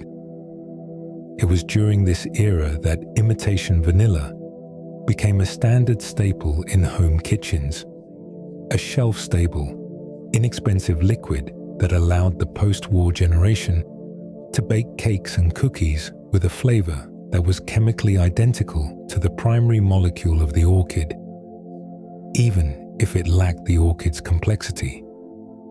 However, the story of synthetic vanillin has moved on from the paper mill. In the modern era, the cost of processing lignin and the changing environmental regulations around paper waste have made wood pulp less attractive as a starting material. Today, approximately 15% of the world's synthetic vanillin still comes from lignin, but the vast majority, roughly 85%, is synthesized from a petrochemical precursor called guaiacol.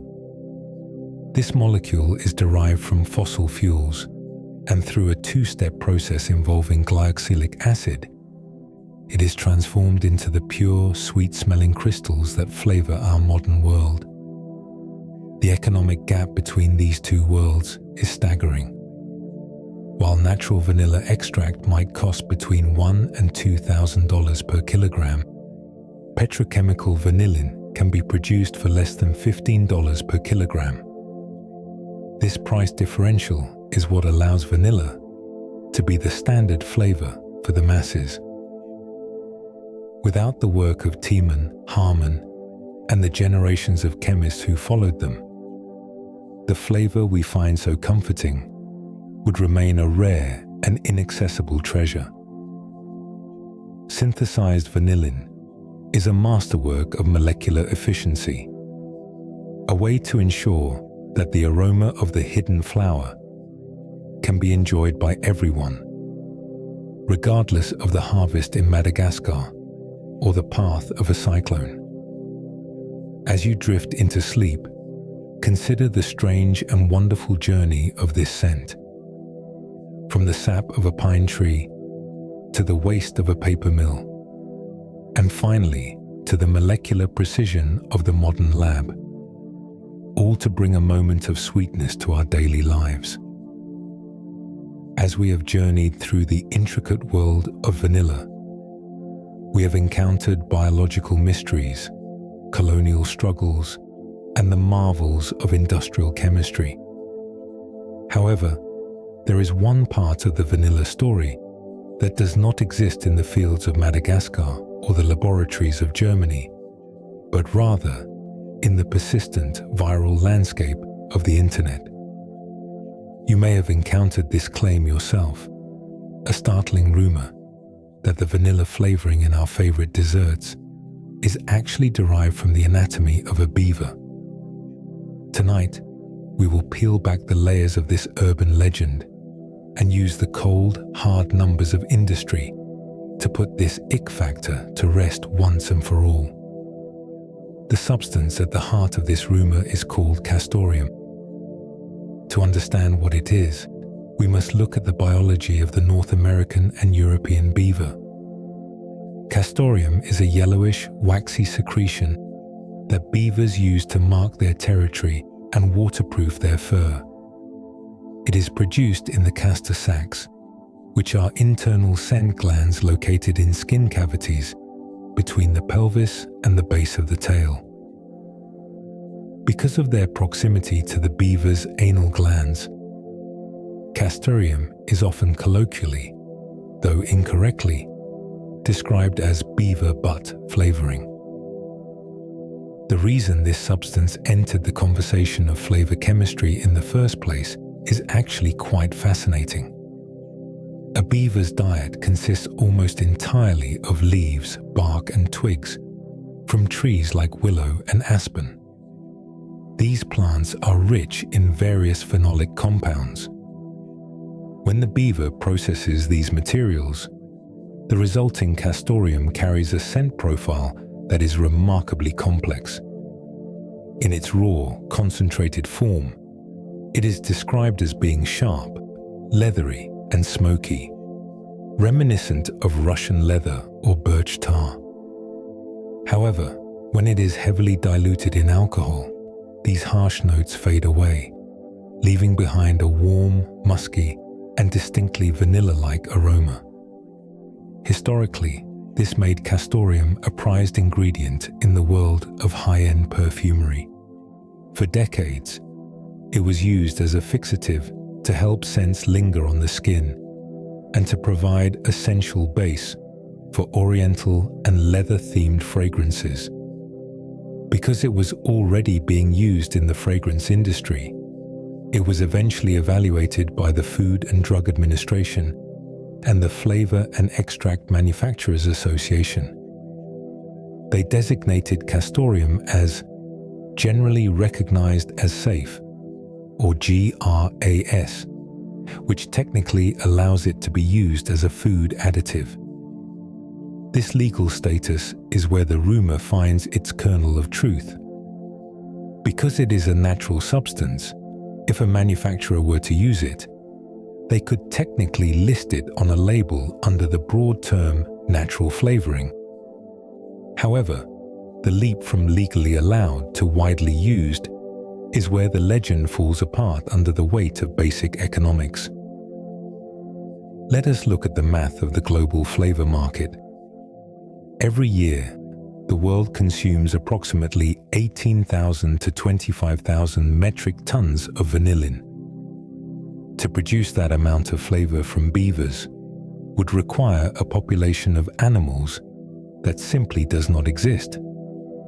In reality, the total annual global production of castoreum is estimated to be only about 300 to 1,000 pounds. When you compare 1,000 pounds of castoreum to 50 million pounds of vanillin, the beaver source represents such a microscopic fraction of the market that it is effectively zero. Furthermore, there is the issue of cost and labor. To harvest castoreum today, a beaver must be live-trapped and milked under anesthesia, a process that is difficult, expensive, and ethically complicated for any major food corporation. While synthetic vanillin can be produced from petrochemicals for less than $15 per kilogram, the cost of castoreum is prohibitively high, often exceeding several $100s per kilogram.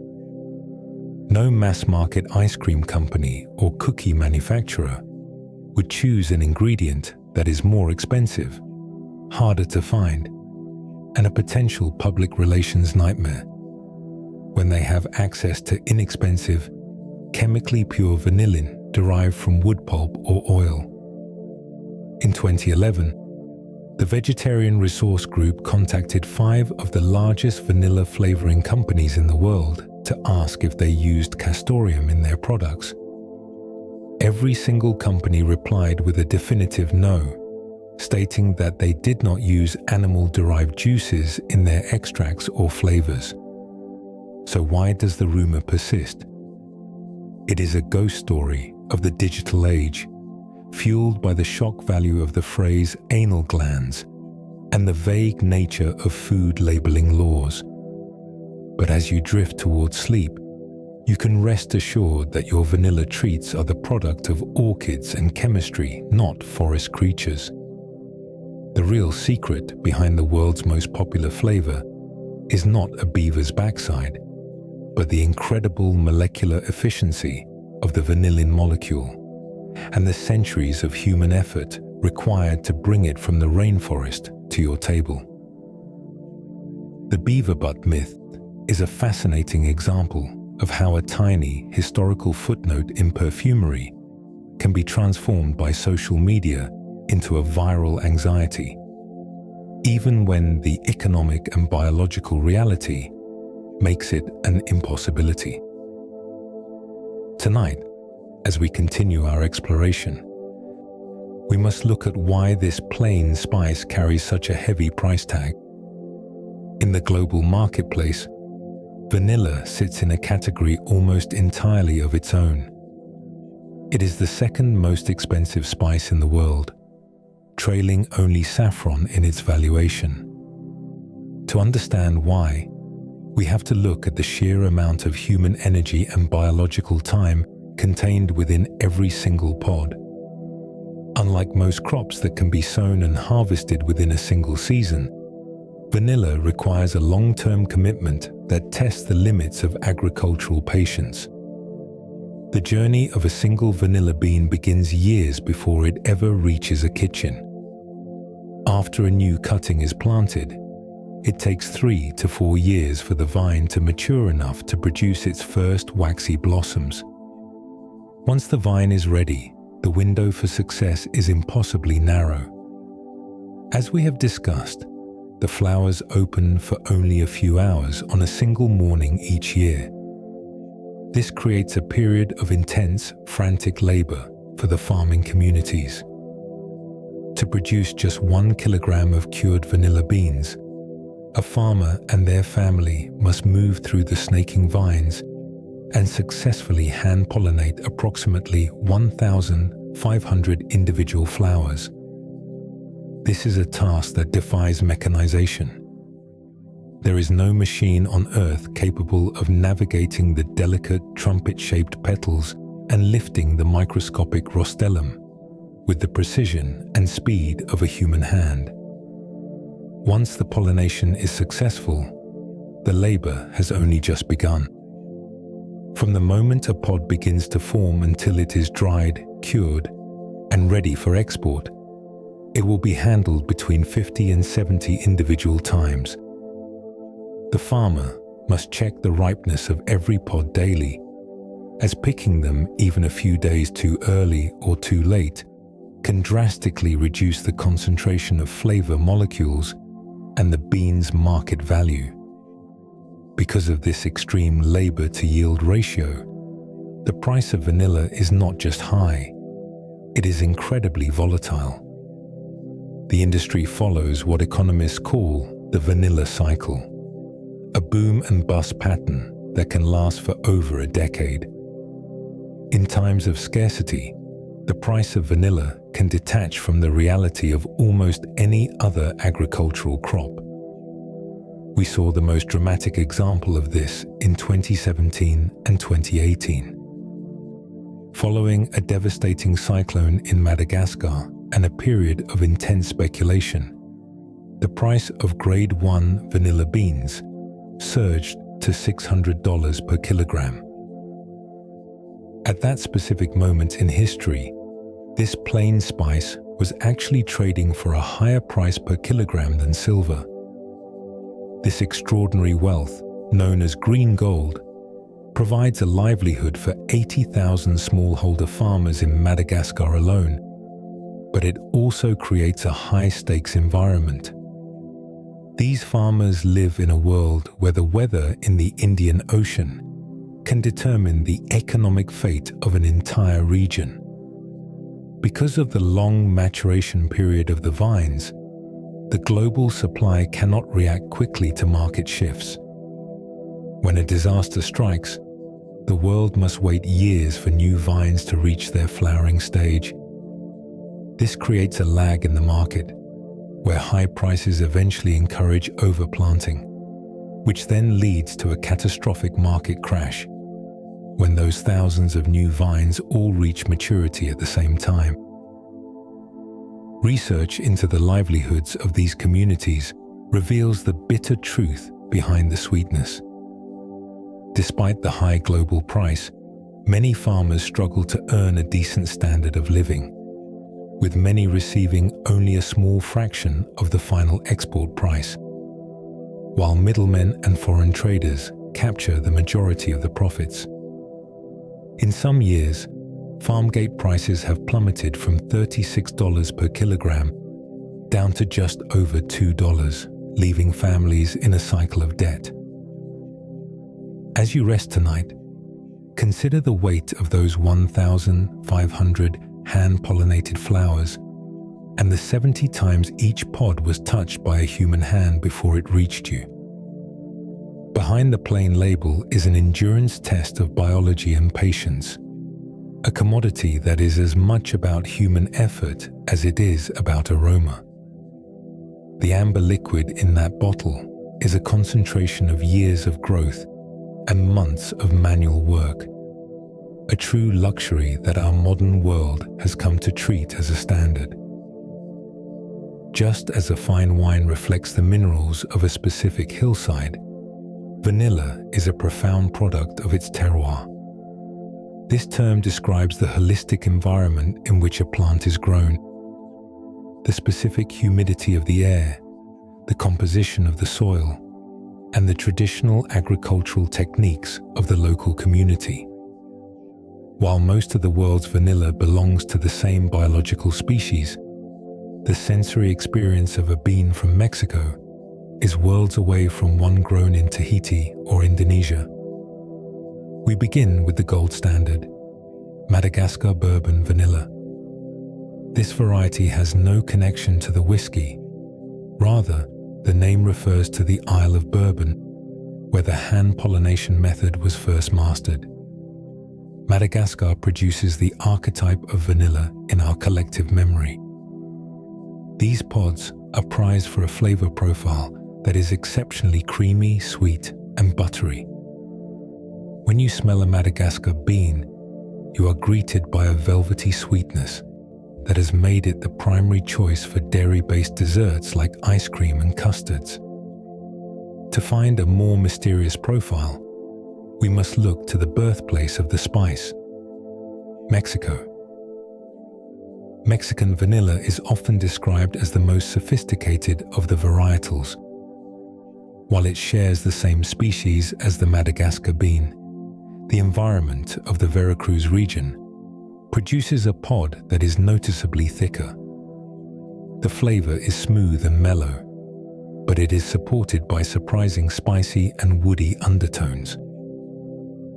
Connoisseurs often detect notes of cinnamon, clove, and even nutmeg within the aroma. This complexity makes it the perfect partner for chocolate, as the spicy notes can stand up to the bitter profile of the cacao bean. If Madagascar is the baseline and Mexico is the spice, then Tahiti is the floral outlier. Tahitian vanilla is a biological departure, belonging to a different species called Vanilla tahitensis. These beans are physically distinct, being much plumper with an oilier skin. Because this species contains lower levels of vanillin, but higher levels of floral compounds, its flavor is radically different. It is described as intensely floral, with a scent often compared to cherry or star anise. Because its profile is delicate and sensitive to heat, it is rarely used in long baking processes, but is a favorite for unbaked creams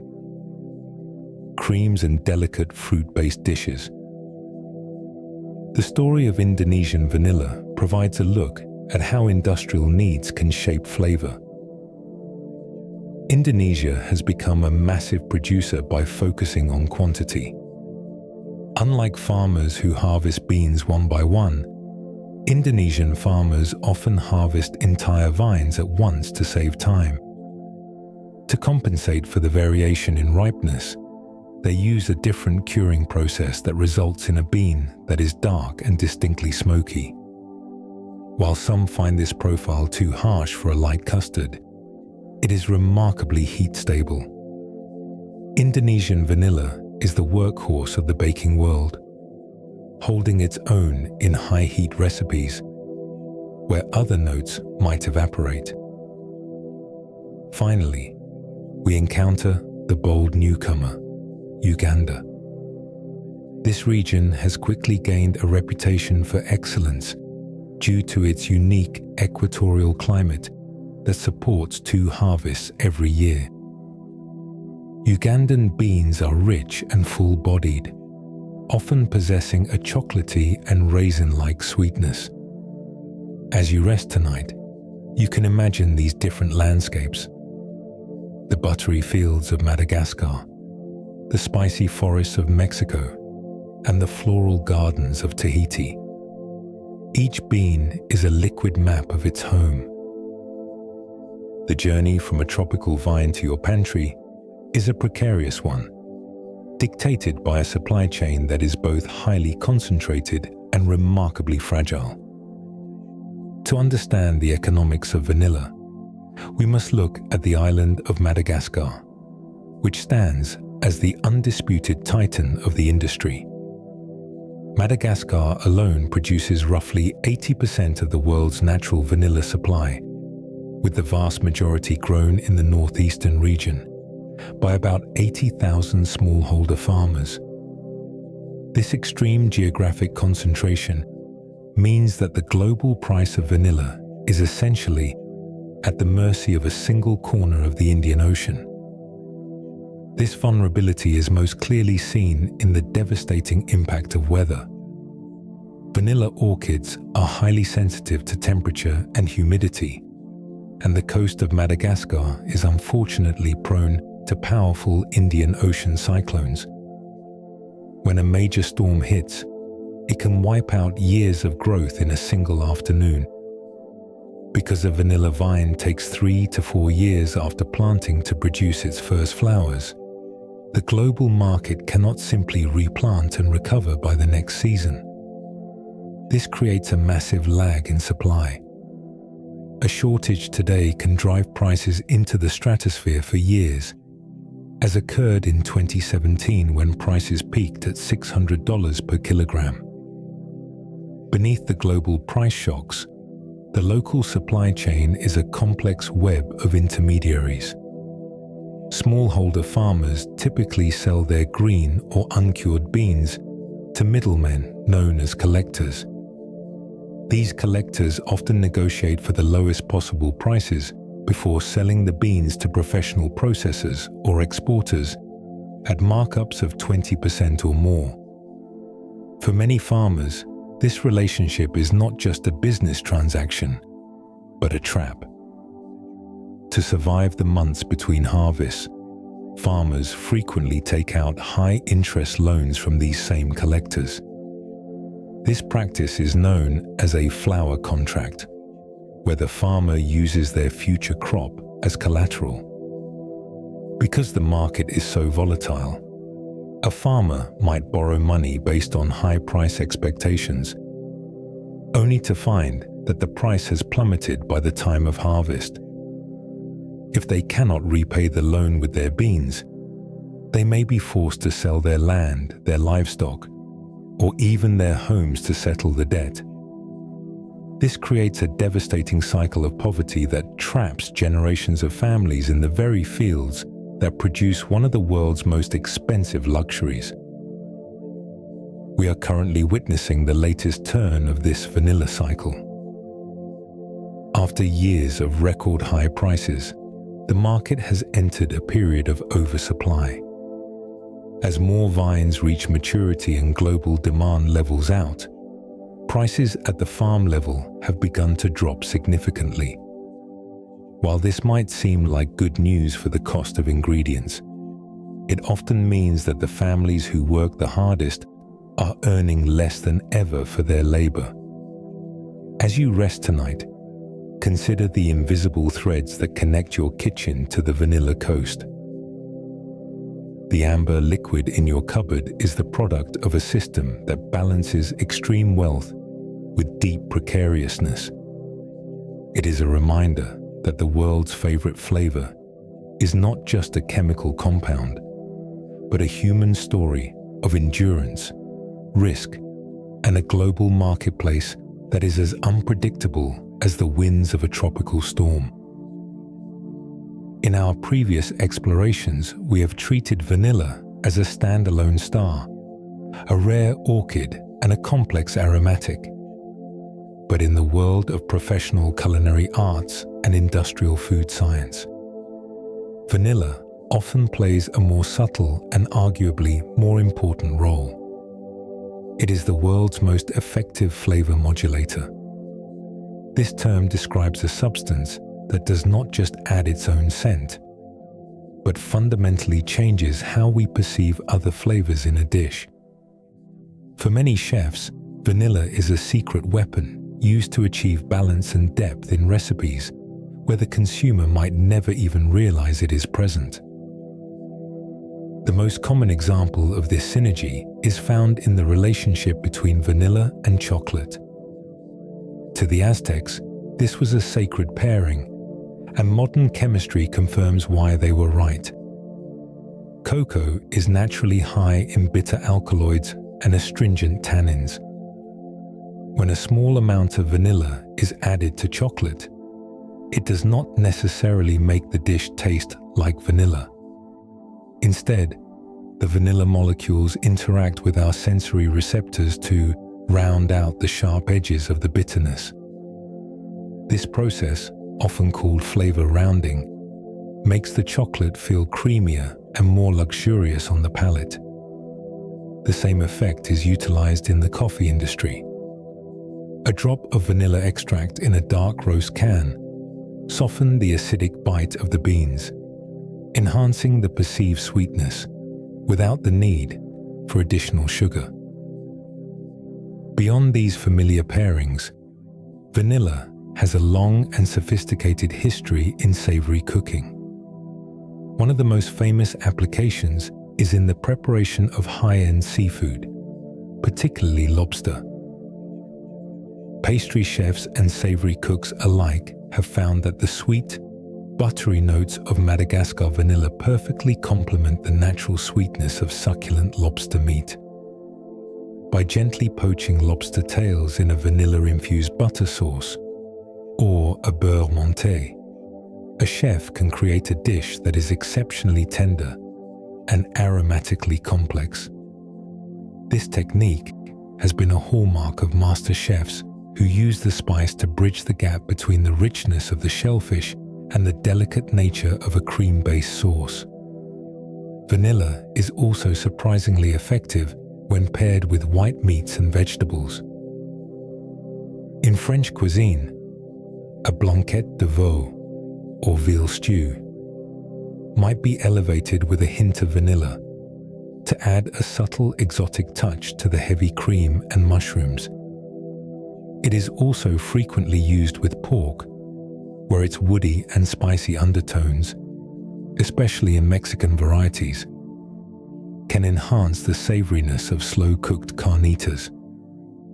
In the garden, root vegetables like carrots, parsnips, and sweet potatoes have a natural sugar content that vanilla highlights beautifully.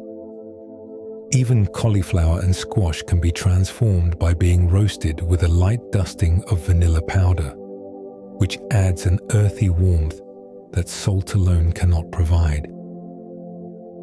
In the industrial sector, vanilla's role as a masking agent is indispensable. As consumers move toward healthier, plant-based options, manufacturers face the challenge of dealing with off-notes. Plant proteins like soy, pea, and whey often carry grassy, bitter, or metallic tastes that can be unappealing. Industrial flavorists use vanilla to soften these harsh notes, creating a smoother and more palatable experience in everything from protein shakes to vitamin supplements. Tonight, as you rest, consider the versatility of this plain gold. It is an ingredient that works in the shadows, taming bitterness, enhancing sweetness, and lending a sophisticated roundness to the savory world. It is the invisible thread that ties 1,000 different recipes together, proving that while it may be the world's most popular flavor, its true genius lies in its ability to make everything else taste better. As we move away from the warmth of the kitchen, we enter a world where vanilla is not tasted, but felt. In the art of high perfumery, vanilla is considered one of the most essential base notes in existence. It is the anchor of the fragrance world, providing a sweet, resinous foundation that allows more fleeting scents, like citrus or flowers, to linger on the skin for hours. To truly understand vanilla's role in the history of scent, we must look at the legendary House of Guerlain and the signature olfactory fingerprint known as the Guerlinade. The Guerlinade is more than just a recipe. It is a stable olfactory structure that has defined French elegance since the late 19th century. It is formed at the intersection of 3 sensory zones: a floral heart of rose and jasmine, a powdery layer of iris, and a dark, amber vanilla base. This base is built around a magical trio of ingredients: ethyl vanillin, coumarin, and benzoin resin. While natural vanilla provides a soft sweetness, ethyl vanillin, a synthetic molecule that is nearly 4 times more potent than its natural counterpart, provides a textured, velvety, and almost liqueur-like depth. This accord reached its most famous expression in 1925 with the launch of the perfume Shalimar. Created by Jacques Guerlain, Shalimar was the first oriental fragrance in history, and its backbone was a daringly high concentration of ethyl vanillin. Legend has it that Jacques Guerlain created the scent by accident, pouring a bottle of ethyl vanillin into a flask of another fragrance called Jicky, just to see what would happen. The result was a revolution. Shalimar proved that vanilla could be sophisticated, mysterious, and even slightly dangerous, rather than just sweet and innocent. But the power of vanilla's scent goes far beyond the glass bottles of Paris. It has a profound and measurable effect on the human nervous system. When we inhale the aroma of vanilla, the molecules bind to receptors in our nose that send signals directly to the limbic system. This is the ancient part of the brain that governs emotion and memory. Because vanilla is often associated with the warmth of childhood and the safety of the home, it acts as a powerful psychological signal for security. This is not just anecdotal, it is supported by rigorous clinical research. In a famous study at the Sloan Kettering Cancer Center in New York, researchers tested the effect of various fragrances on 85 patients undergoing MRI scans, a process that often triggers intense claustrophobia and anxiety. The results were startling. Patients who were exposed to a vanilla-like fragrance reported a 63% reduction in anxiety compared to those who breathed unscented air. Vanilla was found to be the most relaxing and effective of all the scents tested, leading the hospital to make it a standard part of their MRI procedures. Similar calming effects have been documented in neonatal wards. Studies have shown that the scent of vanilla can calm premature infants, significantly reducing crying and even helping to prevent episodes of sleep apnea in newborns. For adults, inhaling vanilla has been shown to lower levels of cortisol, the hormone responsible for stress, while also reducing the heart rate and blood pressure. It is a natural sedative that prepares the body for rest by quietening the startle reflex and easing mental tension. As you rest tonight, you might consider how this plain aroma is working behind the scenes of your own biology. Whether it is anchored in a classic perfume or drifting from a scented candle, vanilla is a master of the mind.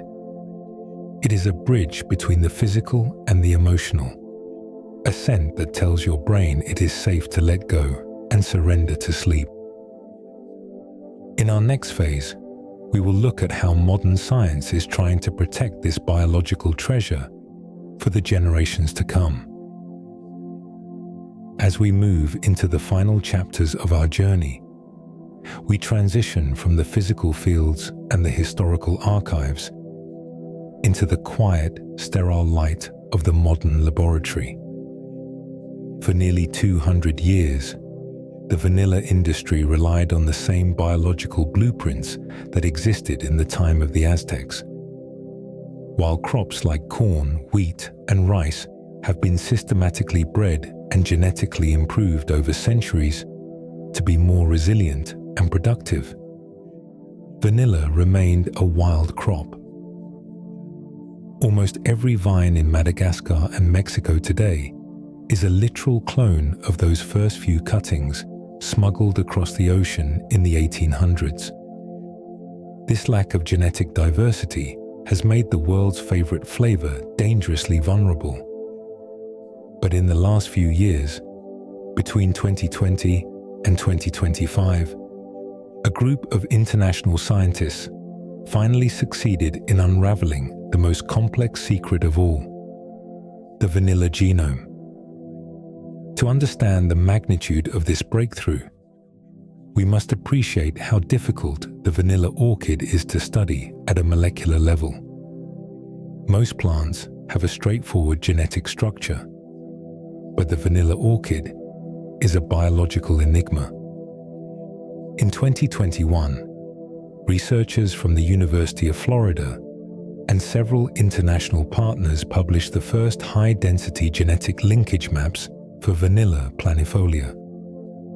They confirmed that the plant possesses 16 pairs of chromosomes, which serve as the instruction manuals for everything from the shape of its waxy leaves to the intensity of its aroma.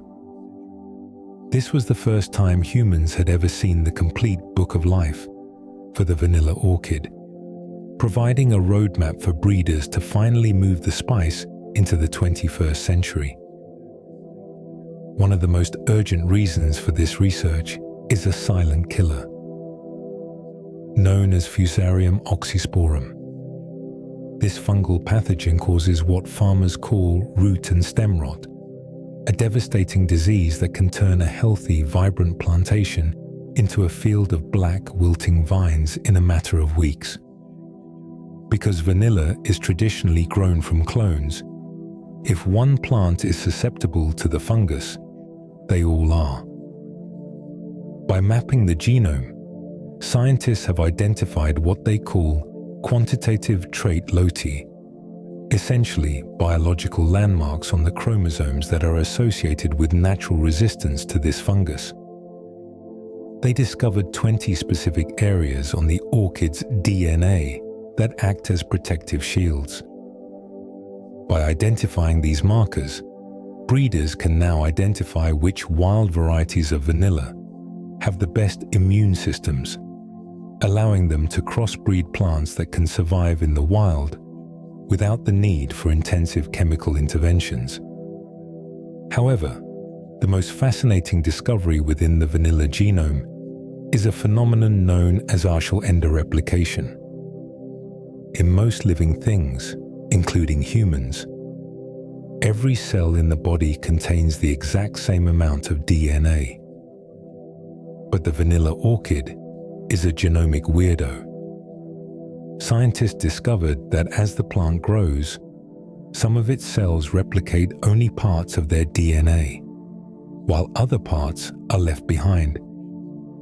This results in a plant where different tissues have different amounts of genetic material. It is as if you were reading a book where some chapters were photocopied 5 times and other chapters were missing entirely.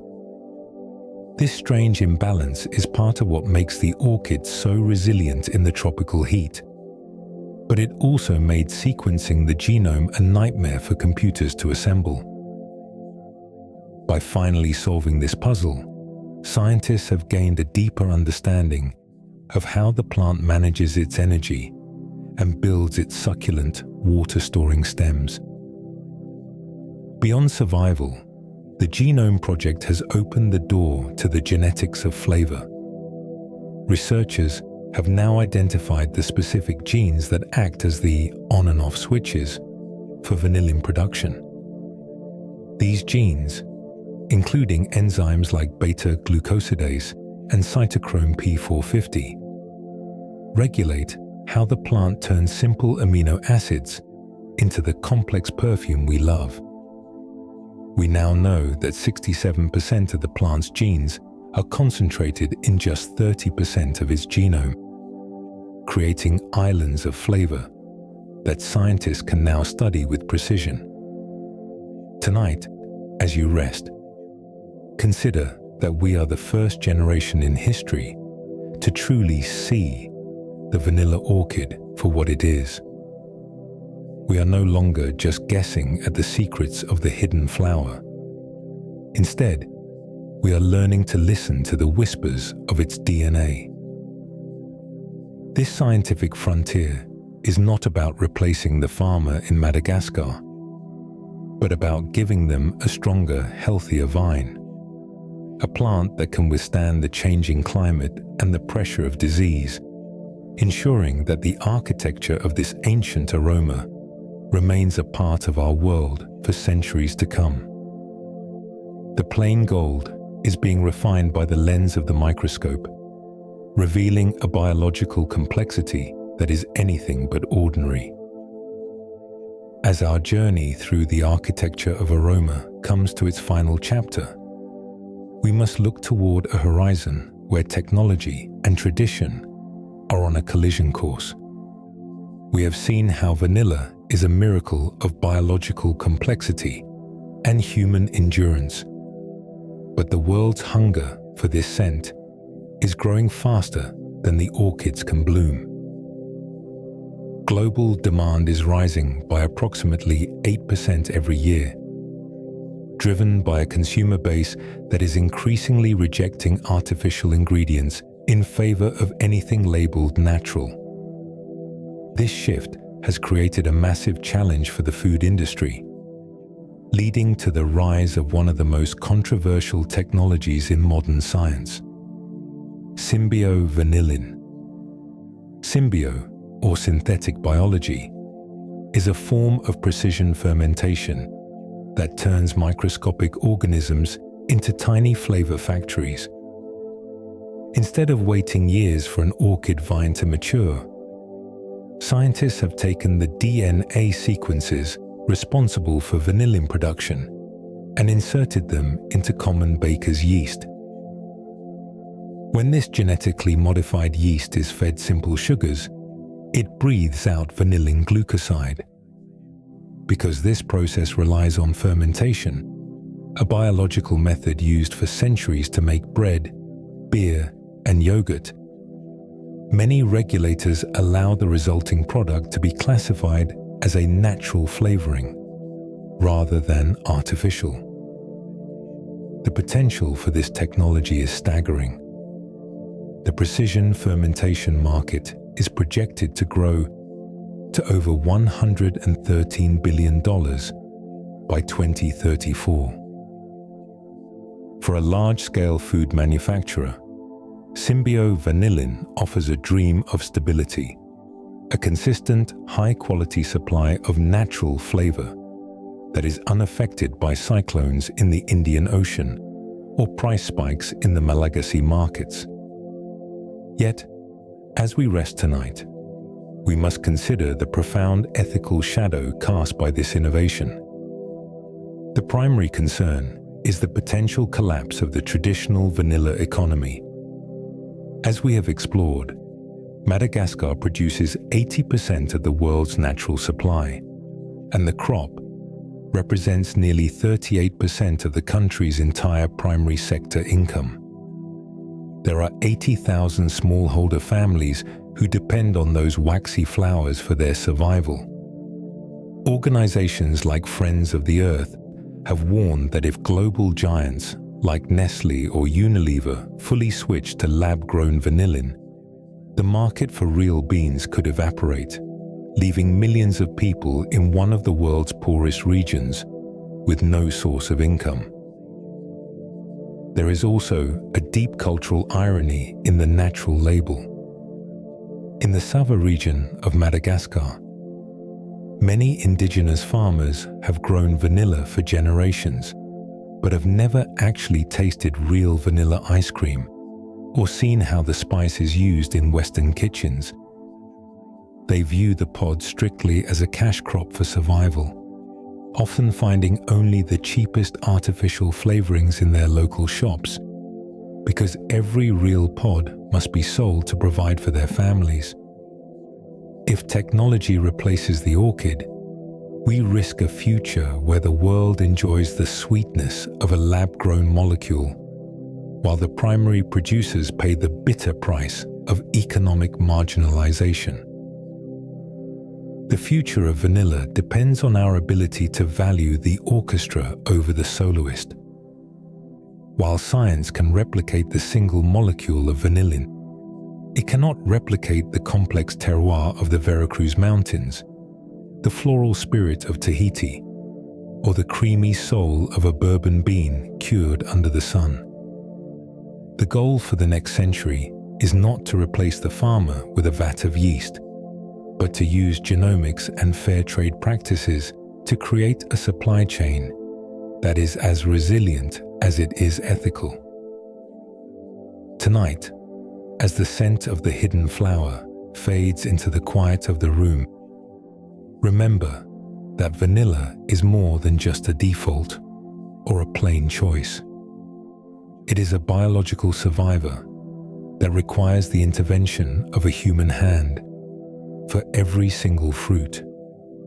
It is a chemical marvel that takes months of sweat and sun to find its voice. And it is an economic lifeline for 80,000 families on the far side of the world. By seeing the plain gold for the miracle it truly is, we ensure that the story of the orchid continues, a story of forbidden love, scientific breakthroughs, and the enduring power of a single waxy blossom. Thank you for joining me on this journey through science for sleep. May your rest be as deep and comforting as the aroma of the bean. Sleep well, friend.